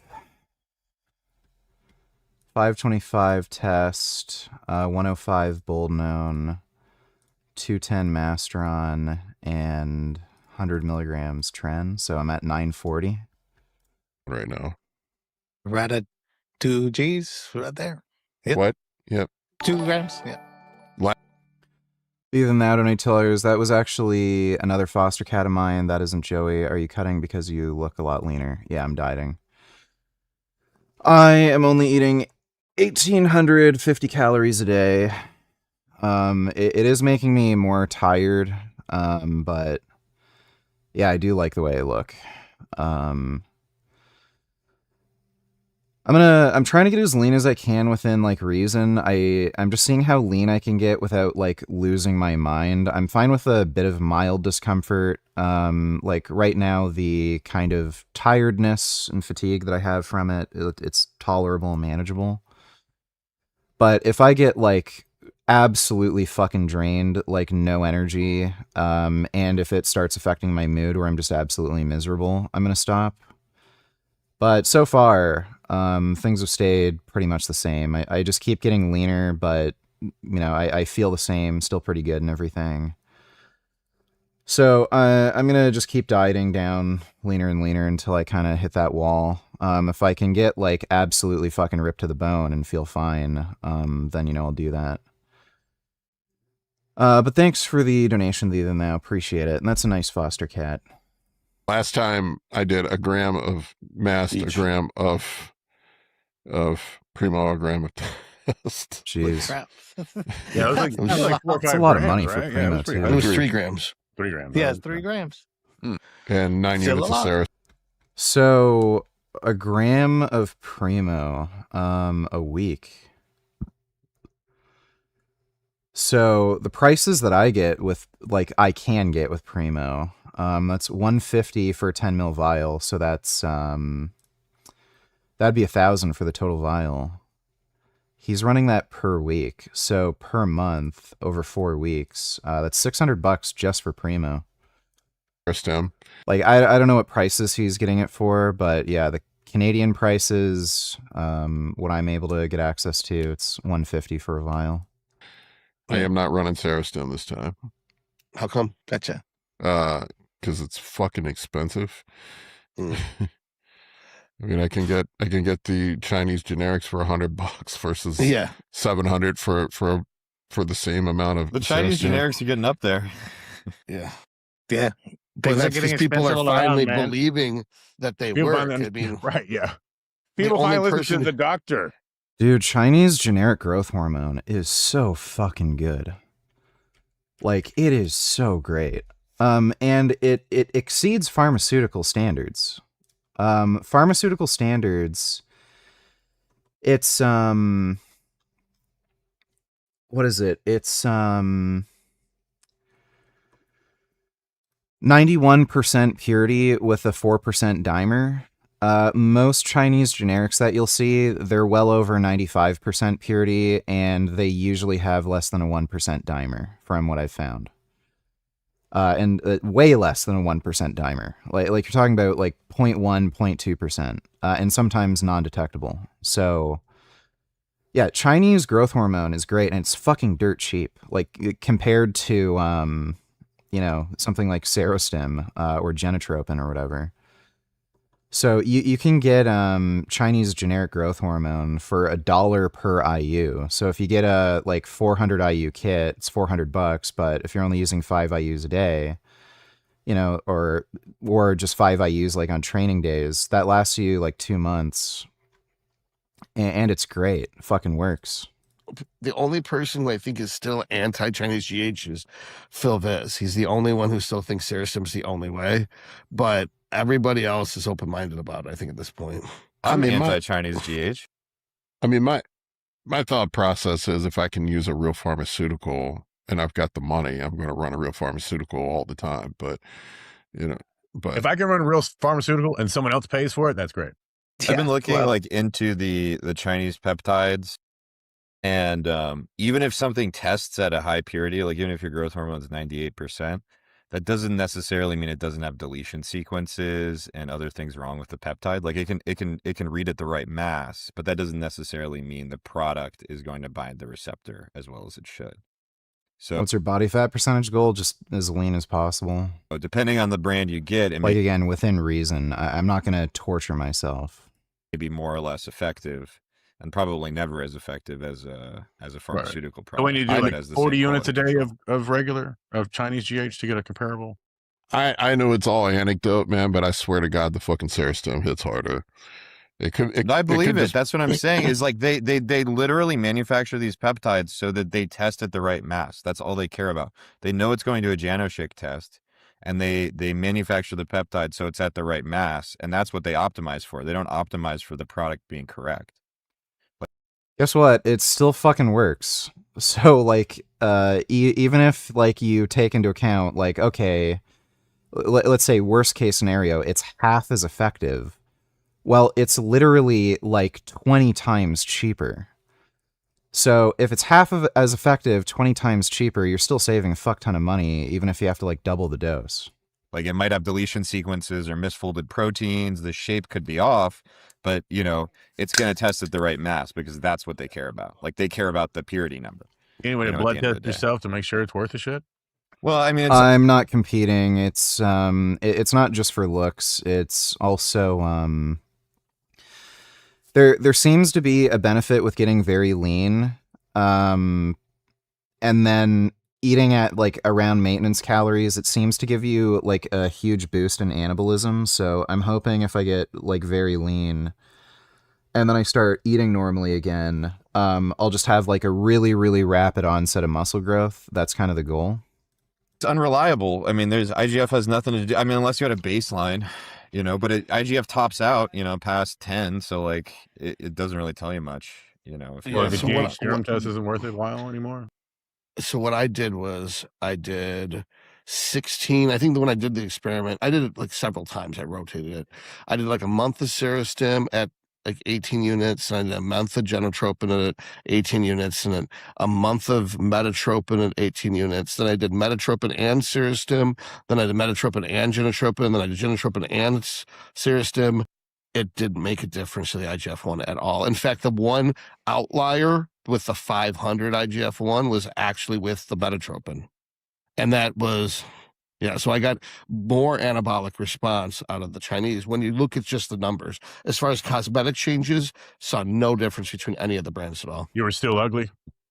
Yes, I was still ugly. But he grew. Right. Yeah, no, I think Chinese GH can be good. It just depends on the brand you get. I do have two boxes. I do have 2 boxes of Serostim sitting in my refrigerator waiting for me, but I'll save those for the end. Do you like the full round muscle look with conditioning, or would you rather be peeled to the bone with less roundness but as much muscle? That makes no sense. I'd rather have like a good amount of conditioning but look bigger and stronger than just be ripped to the bone and look flatter. Let's see, you got 7 like right 2 at the kits. end? That's to be 4 weeks worth if you did 9 units a day. But you could do, why not just do 4.5 of the Serostim and then cut the difference with the Meta like you used to do? Yeah, that's what I was doing before. You got 8 weeks worth at 4.5 a day. Yep, could Well, do Paul's that. an every other day guy, so you know. You are? Yeah. No, I run it every day. Oh, every but- day now? Okay. Yeah. All right. I was having issues with my A1C being high when I was doing that. I was running it every other day, and then I came off of it for a while. I've been off the GLP-1 now for about 4 months. It's crazy after a year and a half of running a GLP-1. Like it permanently fucked up my gastric emptying, but it also seemed to completely fix my blood sugar. Like I wake up in the morning now with my fasted glucose is in the 70s. Wow. I've never. Yeah, I'll start doing skits in the future. I don't know if I'll bring back like certain characters, but I will do skits in the future. Noticed that too, though. It for a long. Oh, I'm not supposed. You can cut that out. The R word. Yeah. Sorry. Voldemort Gonzo. Green. I ran it The for a long triple time, Agnes. and it like permanently gave me like after I came off of it, my gastric emptying sped up so much that it was like untenable, and it didn't go away for a long time. I've got it. Yeah. For the one. The insulin secretagogue. It seems to have mostly fixed my whatever I had going on. I still use a little bit of insulin here and there, but yeah, I mean, I've been like on this contest prep, I've been waking up like it was my fasting glucose this morning was a 78. I'm like, what the fuck? Do you wear a CGM? Are you Paul? okay? Is that too low? Or is that I don't fine? have it on right now, but yeah, I'm prescribed a Libre. But they diagnosed me with, I've been seeing an endocrinologist for the last year and a half, and they prescribed me the Libre. And then I was also, I took the Retta for a while, and then she prescribed me Manjaro, and then I was on 5 milligrams of Manjaro. And it kind of just stops working after a while too. Yeah, well, the problem with the Manjaro, man, is it just fucked my stomach up. Oh my God, man. Yeah. I had to, like, I couldn't eat, man, and then it was making me sick. So I dropped it about 4 months ago, but I did a solid. Like I was using Retta sporadically in the off season because I kept forgetting. And right before the Arnold, I did a 0.5 milligram and I couldn't go to the bathroom. I had complete gastric paralysis for like a week and a half. I think I gained like 2 inches on my waist that week permanently from how much stretching was being done by that. They give you diastasis? Yeah, I never have had, I've always had a small waist. My waist got bloated and blown out while I was running it. Yeah, your waist was one of your best features. That and giant. That's happened to me too. It seems to have shrunk back up, but yeah, I good, positive and negative. I don't know if you guys have been seeing it either, but I've seen a lot of people come to me for blood work reviews with just crazy, weird micronutrient deficiencies from running A lot of iron GLP-1s. problems. You should, if they are not supplementing properly, or if they're just taking too much, maybe. You should see low iron. You should see low B1, low B12. You should see a low folate. You should probably see a low vitamin D. Yep. I had all those I couldn't figure out what caused those. I was like, I'll live. If And you then I read just my ignored trend it. book, it's in the very back. It's the GLP section. Wait, you wrote a trend book? Yeah, he's got a trend book. Where the fuck do I get this trend book? Click on my YouTube or click on my Instagram. There's a link right to it. It's just right there. And by on, the way, Google. before I really knew Josh that well, he sent me that book, and there was so many like nuggets in there that I thought I had figured out, but he had them like in there already. Yeah, it was very impressive. He had phenarenone in there. Yeah, just really impressive stuff. I like So the kudos. social stuff I put in there, the test, the anxiety one, the PQ99. Josh is Trend's #1 fan. Yeah, for sure. One I'm a hormone Trimbalone through them specialist. all. I'm going to get that title. I'm going to get that title. I was like, who is this Trenbolone. guy? He is the trend ace. You're doing a show, Josh? Yeah. Week after the Arnold, or week after the Olympia, I'll be Week Dalton, after. Georgia, my first show, true novice, and probably physique, just to practice physique. And I'm also Awesome. playing a Luchadores character, and I'm trolling Gonzo. I'm calling him Gonzo the Small. So you'll see me dig on him like in every show, and then I'll be sending. This might be the worst cutscene in all of Halo. Alright, so this is from 343's latest cash grab, this time disguised as a faithful remake of Combat Evolved. Alright, so first off, we just have this like actually atrocious animation. I don't know who they hired to animate this, but it looks like actual dog shit. Every character moves like that one guy from Food Fight. I don't know what the fuck he's talking about. So Chief and Steve Harvey are shooting these Covenant soldiers who decide to just stand out in the open instead of taking cover, which just makes these That's what happens in the fucking game, dude. two look even more incompetent given the fact they still don't manage to hit any of them. Then we get this weird attempt at a creepy shot of this prophet coming in, followed by dialogue that... And I'm not sure exactly what it is about it, whether it's just the delivery or the framing. But this legit feels like I'm watching one of those theme park rides where they have a little story on it. So instead of just immediately shooting this paraplegic ET looking bastard, they let him stroll in on his space wheelchair and do what the hoodweebs call aura farming. Oh, You fire, my children. Your companion given word of your arrival. Cleverness, guidance. Okay, who cares? Fucking people just complaining about a stupid game.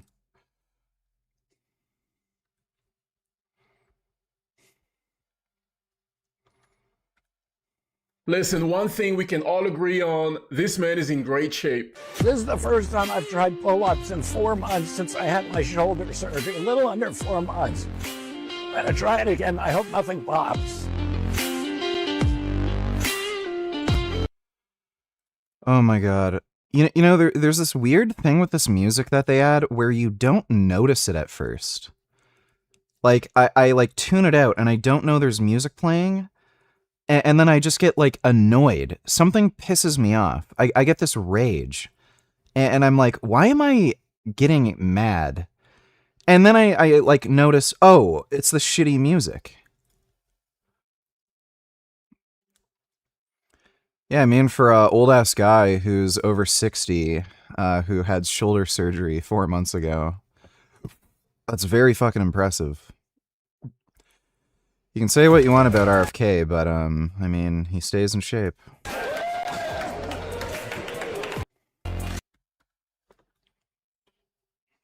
Based.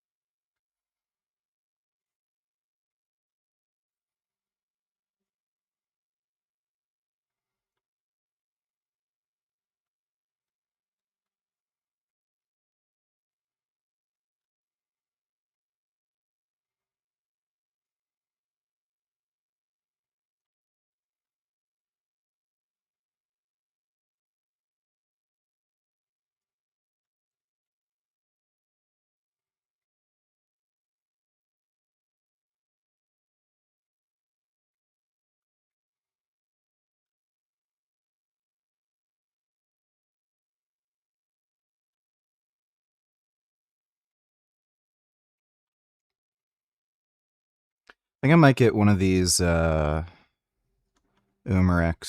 Glocks. The reviews for them are really great. I really love Glocks. I don't know why there's so many Glock haters. Like, the biggest thing they complain about is, like, the trigger. I mean, if you, like, yeah, it's not the same as, like, a 1911, but, like, yeah, it's a fucking striker fire, but it's perfectly fine. It's just not a problem. It has a nice, it has, like, a nice pull, not too heavy. It has a clean break. It's just not a big deal. You don't have issues with accuracy because of the trigger. They're very reliable. They're like just super fucking quick and easy to use. And it's a nice form factor too. There's no like sharp edges or anything. Like the overall gun is smooth. It doesn't get like caught on anything. The only thing like people like the only real legitimate criticism is like, yeah, they lack some of the modularity that some more modern pistols have. But, you know, ask anybody who actually has a job killing people. They all love Glocks. Like, I've seen, you know, Green Berets, Delta, like, they all fucking say Glocks are fucking great.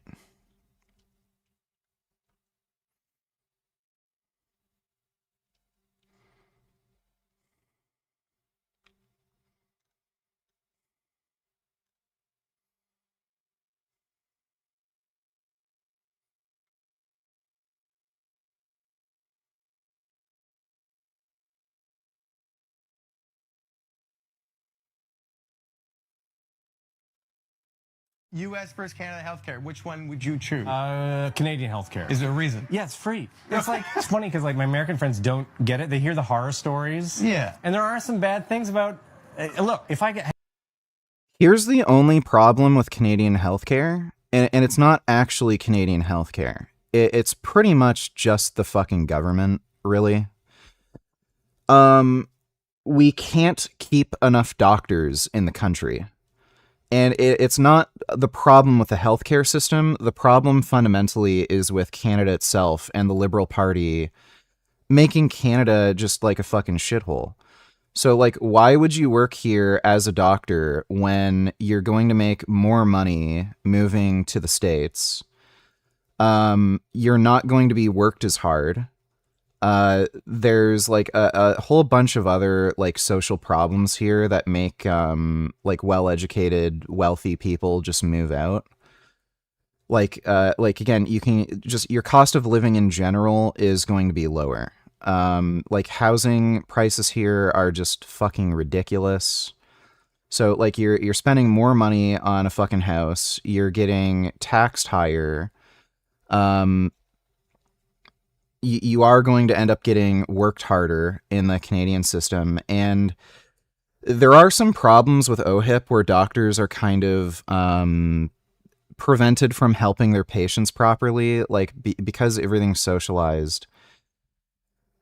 Rather than having the roadblock with insurance, where insurance isn't willing to pay for a treatment, we have a roadblock where they have to report to basically the government on whether or not they're able to give a treatment.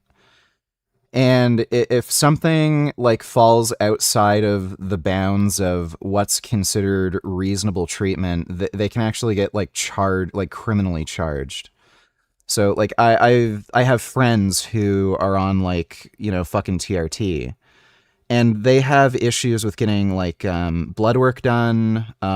They have issues with like getting certain medications, because even though the doctor does figure that's probably best for the patient, just because it's generally frowned upon to do that, they can't offer that kind of service. Whereas in the States they can.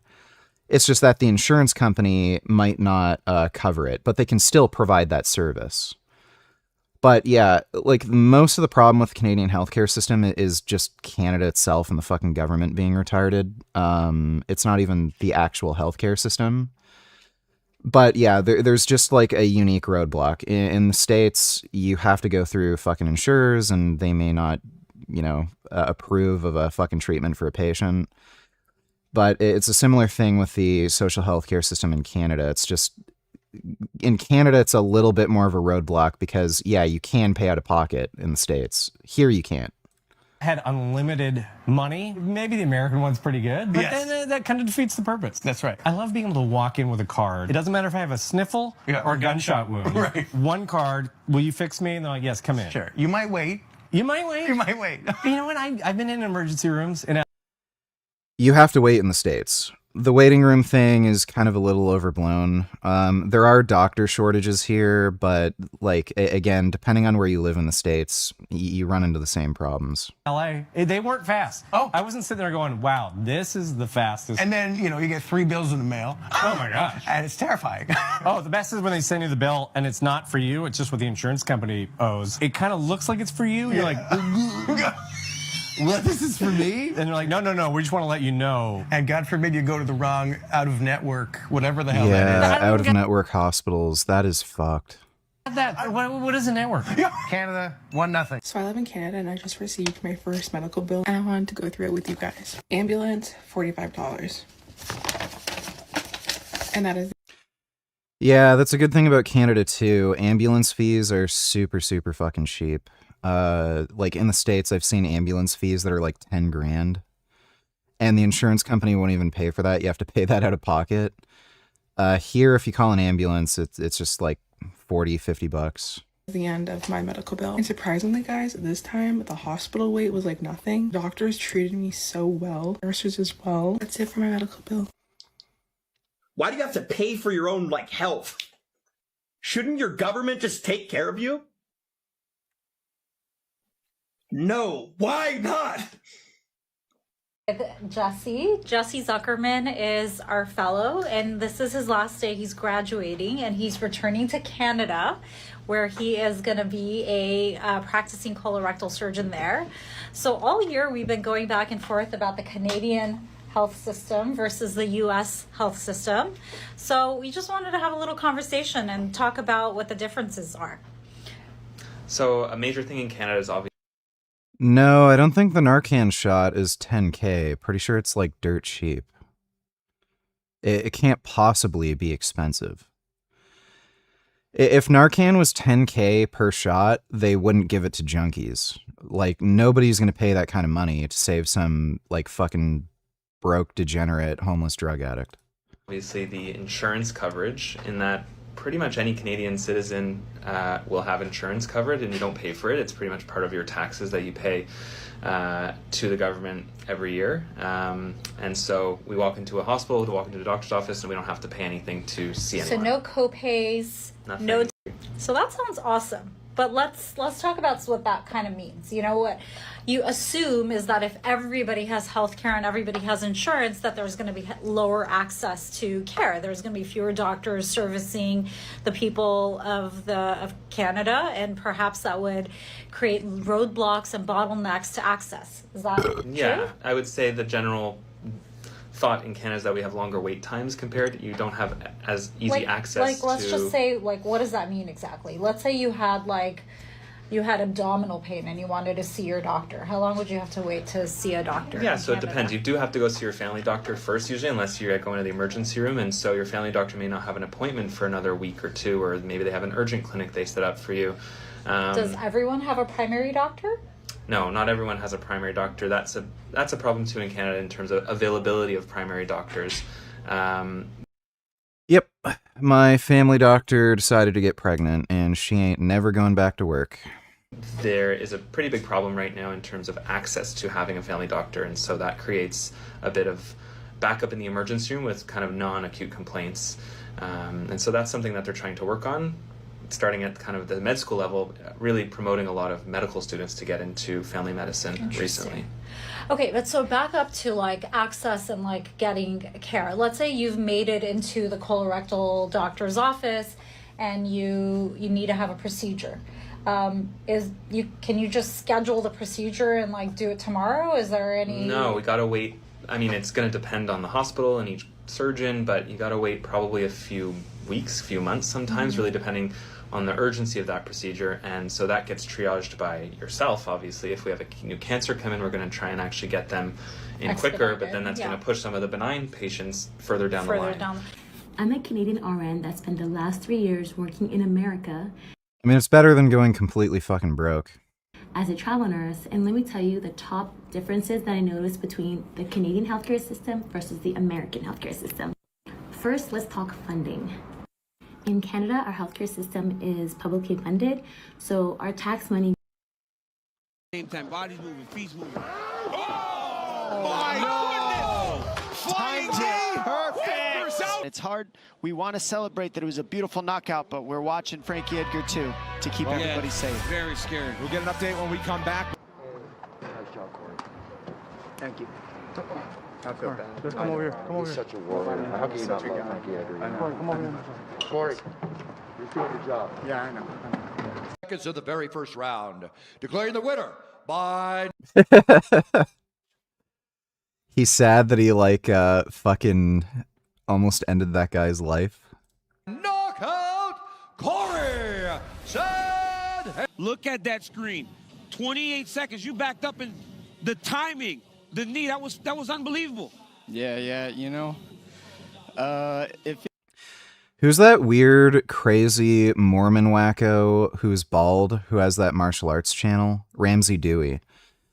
He actually went blind. He's legally blind from somebody landing a flying knee on him. He got hit in the head so hard with a flying knee, it like damaged part of his brain or something, where now he can't see out of the middle of his eye. He has like this huge black spot in the center of his vision, and when he needs to like read anything, he has to like look to the side and shit. feels good, man, but that's Frankie Edgar, you know. I don't want to watch that happen to him, you know, but better him than me. So that's the game we're in. I gotta see that Wolverine trailer again. Dude, this game just looks so fucking sick. Wait.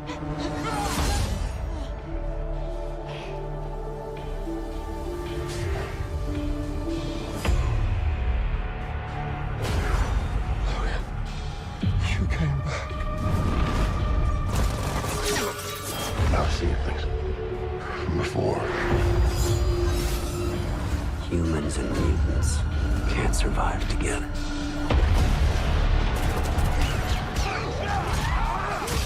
I've tried to keep them safe for so long. Fucking stressed. Inside, now! I thought you were back. We were back. Haven't done MMA, but I've done jiu-jitsu and kickboxing. We're gonna build a future for mutants. That is why you belong here.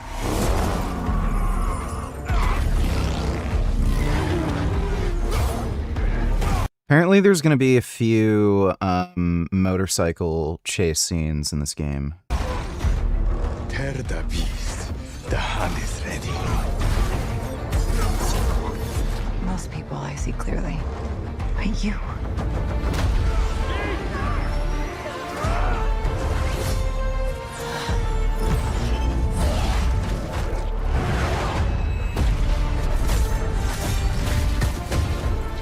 Just give in!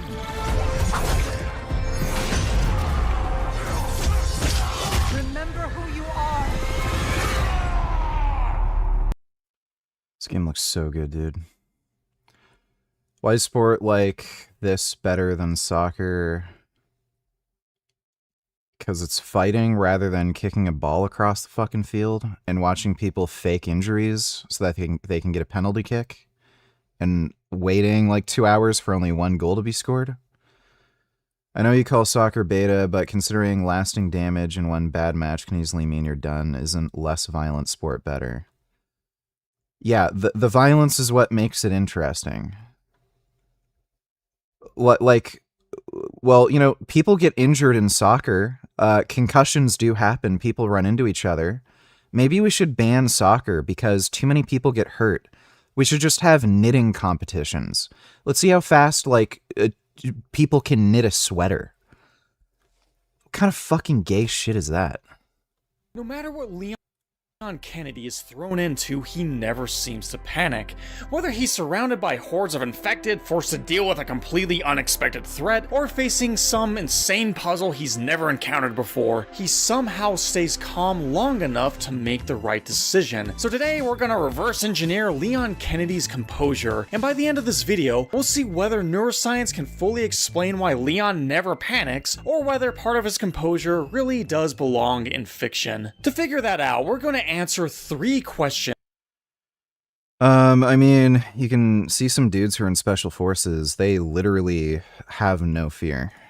What actually causes people to panic in the first place? Why does Leon almost seem immune to it? And what would actually have to happen inside a human nervous system for someone to stay that calm under that much pressure? This leads us to a really cool answer that from an early age, trying to overcome speech impediments and scoliosis, that led to science degrees and years of teaching students, Leon Kennedy... Yeah, I played the Spider-Man games. Spider-Man 1 was great. After Spider-Man 2 came out, the problem is Spider-Man 1 was a better game overall. It was just a lot cleaner. There weren't like half the missions in Spider-Man 2 were just fucking garbage. Just stupid, time-wasting fucking horseshit made for like fucking gay twink casual players. Like there's the mission where you go to the fucking carnival and you have to waste like 15 minutes walking around the stupid carnival for no fucking reason. And then finally they let you fight. And then there's like a mission like where you just ride a fucking bicycle with fucking Harry and then you go to like the stupid high school. Like there's so many fucking useless, stupid missions in that game. Or like a mission might have a good section in it, but you have to do so much fucking annoying time-wasting horseshit, it's almost not worth it. But the actual combat was massively improved. the combat system was far better than in Spider-Man 1, and the boss fights were way better. So going back to Spider-Man 1, even though like it was a much cleaner, tighter like game, it's hard to play after you play Spider-Man 2 because the combat system is just way more boring and simple. But like it is still a better, more enjoyable experience. So apparently what happened with Spider-Man 2 is they had to co-develop it with this studio called Sweet Baby Inc. And they're run by like radical feminist, like social justice warrior type fucktards. And they added in a bunch of shit to the game that was meant to be it like it would appeal to like people who don't play video games, like, you know, real SJW types. So there's like a black deaf girl in the fucking game. There's like gay characters, just like inclusivity crap. A lot of the story was just so fucking melodramatic. Like everybody acted like a chick on their fucking period who needed a fucking chocolate bar. I like Peter does not act like a fucking grown man, you know? Like, Harry, we're best friends. Don't do this. Like, grown men don't fucking act that way. They act like fucking bitches on their fucking periods. So a lot of the shit in the game that just a lot of people didn't like, apparently it wasn't even Insomniac's idea. It was that Sweet Baby Inc. thing where they just had to co-develop the game and like just get it done. So they made all these compromises, and there was just so much fucking bloated horseshit in that game. And sure enough, it didn't sell as well. And that's why the DLC for the game got canceled. As far as I can tell, they're not going to have that issue with Wolverine. Wolverine just looks fucking based. So I really have high hopes for Wolverine. But yeah, Spider-Man 2 was a really big disappointment. That game could have been really fucking good, but they just added so much retarded, bloated horseshit to the game. Accidentally demonstrates it perfectly. First, we have to understand what panic actually is, because despite what most people think, panic is not the same thing as fear. It's a very specific response your nervous system falls into when under pressure, and once you understand that, Leon's composure starts looking a lot less mysterious. Fear is a normal response to uncertainty. You can still gather information and make decisions. Panic is more of an abrupt alarm, a breakdown that hijacks your ability to think. The way to think about this is panic happens when your nervous system does not have further to panic. So what's the difference? One of the most important jobs your brain performs is building an increasingly accurate blueprint of the world around you. Every movement you make, every conversation you have, and every object you interact with helps your nervous system improve that specific blueprint and predict what will happen next. Most of the time, you never notice it's happening because your predictions are accurate enough that the world feels relatively stable. Think about walking through your own house in the dark.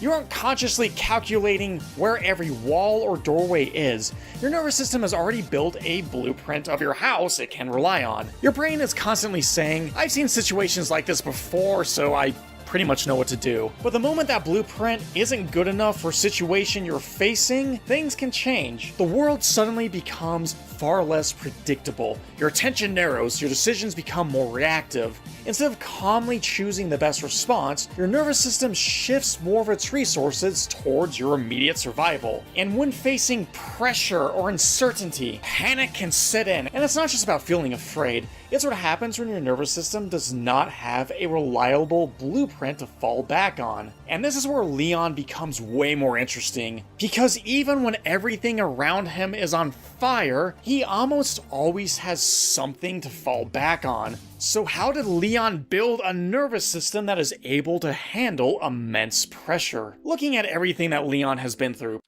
Well, I mean, training does help. He did do special forces training.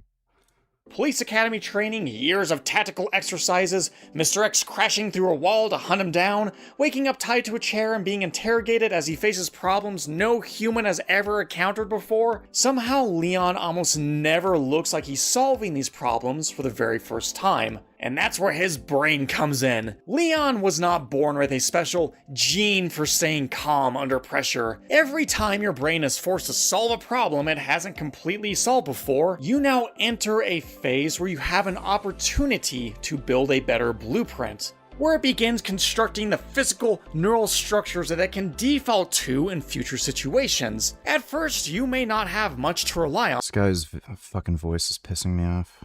Fuck me.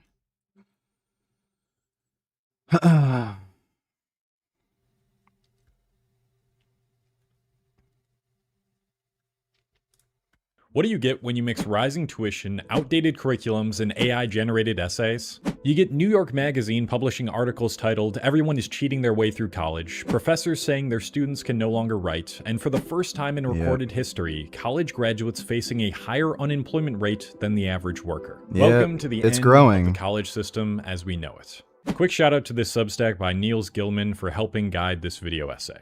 In 1963, University of California President Clark Kerr delivered a series of lectures called the Godkin Lectures, where he described the role of the university post-World War II. At that stage, Kerr explained the role of the university as a multiversity, an institutional hodgepodge of research, job training, credentialing, a coming-of-age experience, and a hub for the technical elite. It was the great mediator of the finest minds this country produced, providing loads of different avenues one could focus on. A multiversity's job, he says, was to, quote, administer the present. Essentially, it means that the university is where most big advancements in tech, culture, and economy originated. That was its overarching goal, to move society forward. And in post-World War II, the technocratic function of the multiversity was capable of keeping the varying degrees of use from falling out of balance. But beginning in the late 1970s, the scales on which those varying degrees laid on began to collapse. This era was the earliest days of what is now known as the privatization of college finances.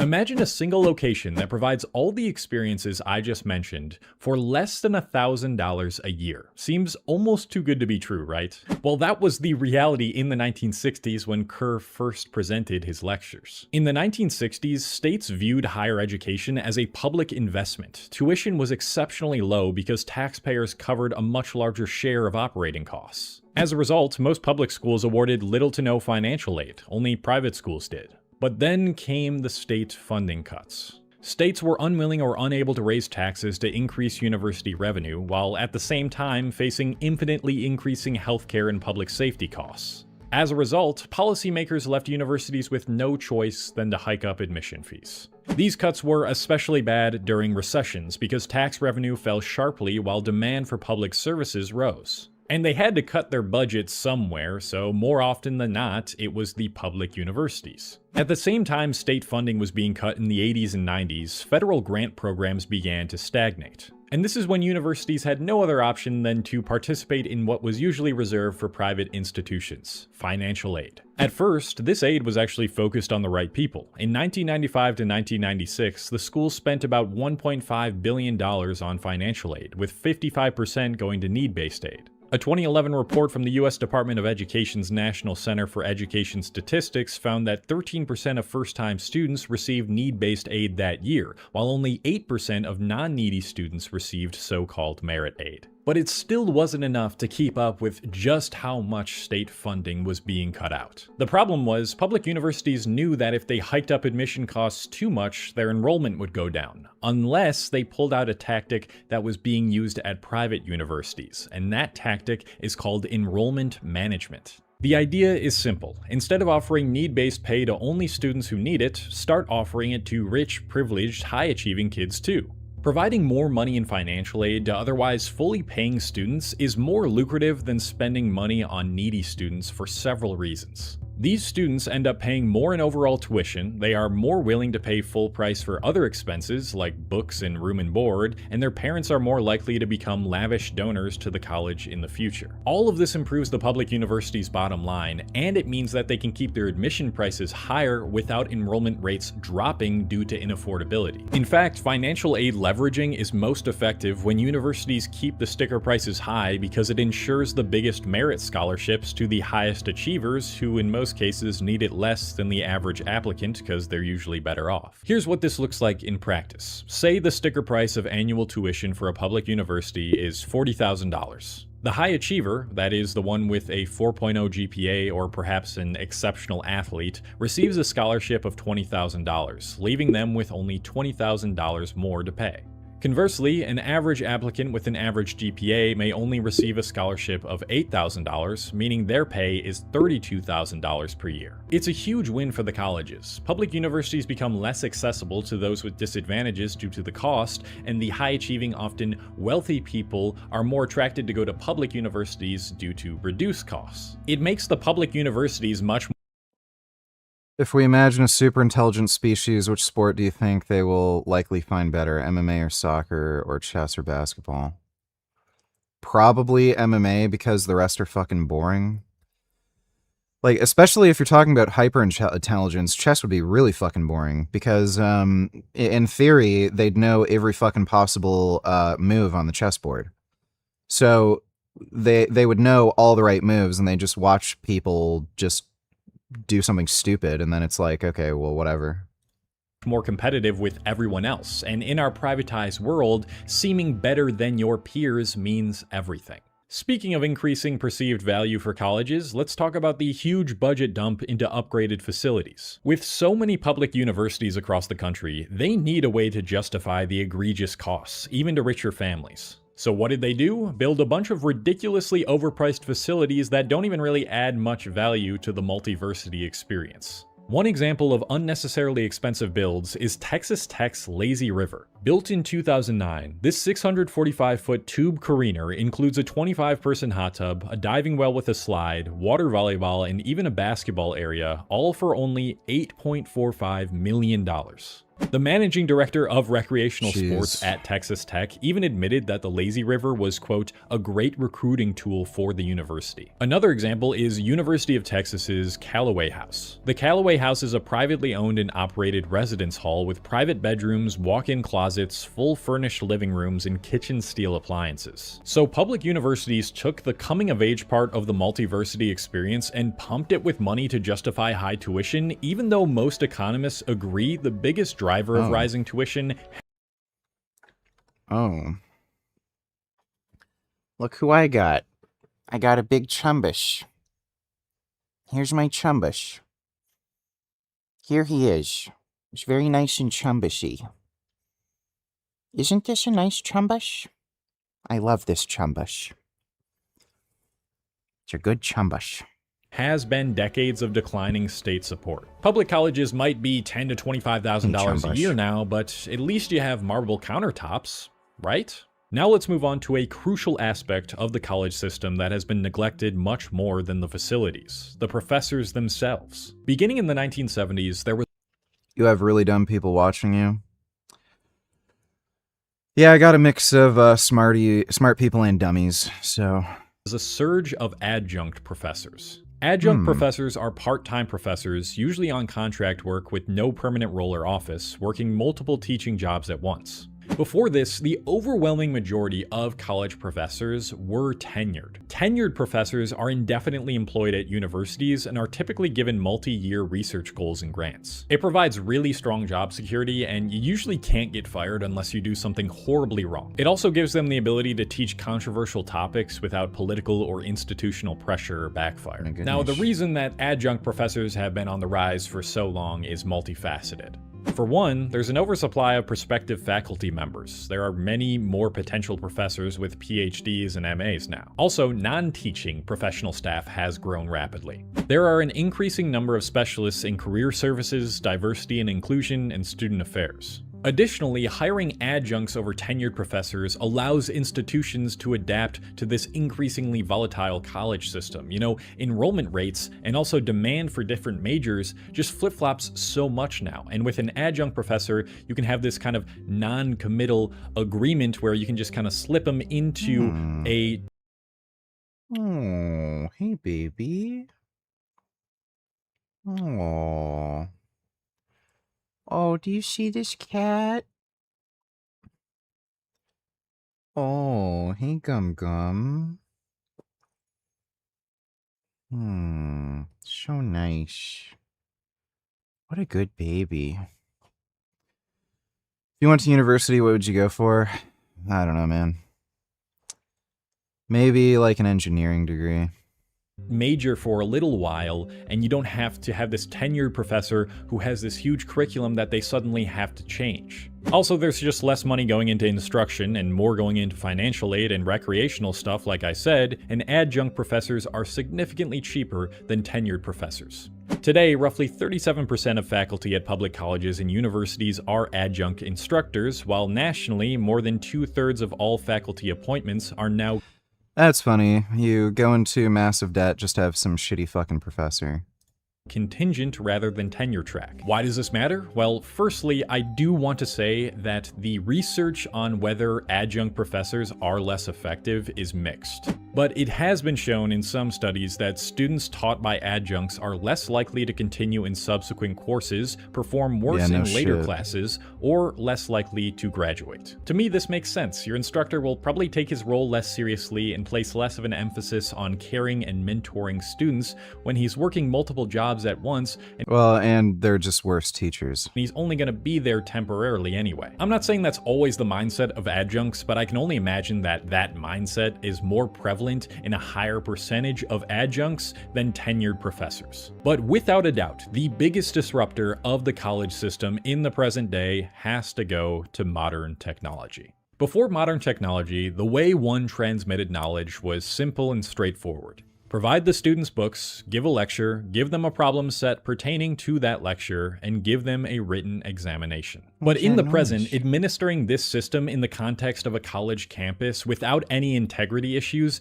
is damn near impossible, rendering it obsolete. For decades, a degree signaled something indisputable. You were competent enough to make it through 4 years of lecturing and following rules, and therefore competent enough to participate in the workforce. Unless you were cheating, but cheating a 4-year degree used to be really hard. No, it's too late to play Battletoads. Probably play it tomorrow. But ever since the smartphone's incipience, professors have had to battle with the streamlined convenience economy that is ravaging our ability to focus. When we can't focus, when our attention is increasingly fragmented, paying attention in class is much more difficult. A January 2023 survey of 1,000 college students... It's not just students. Professors are using ChatGPT. They're using AI to grade papers. So you have students cheating using AI and then professors cheating using AI. It's just a complete joke at this point. Students found nearly 90% used the chatbots with homework assignments. 3 years after the launch of ChatGPT and that survey, and we are already beginning to see the disastrous effects of AI on teaching. In a New York Mag article titled, "Everyone is Cheating Their Way Through College," James D. Walsh writes of several anecdotes of this. In one account, a freshman from the University of Ontario first used it in spring semester, then quickly adopted it for every one of their classes. "My grades were amazing," they said. "It changed my life." Walsh wrote, "She continued to use it next semester. Why wouldn't she?" "Why wouldn't she" is the most revealing sentence in this entire article. If jobs care that you got your degree, a piece of paper, more than inspecting your specific college work, what reason is there to learn and apply the knowledge if that takes 99.9% of fucking jobs do not require any kind of college education. Like, again, unless you're like a fucking doctor or a lawyer or something... 99.9% of jobs, you can just learn how to do the job by getting training at the job. And if you're just generally smart, you can learn things pretty easily. Like this whole college thing, it's just a fucking racket. It doesn't actually, it doesn't make you better in the job market.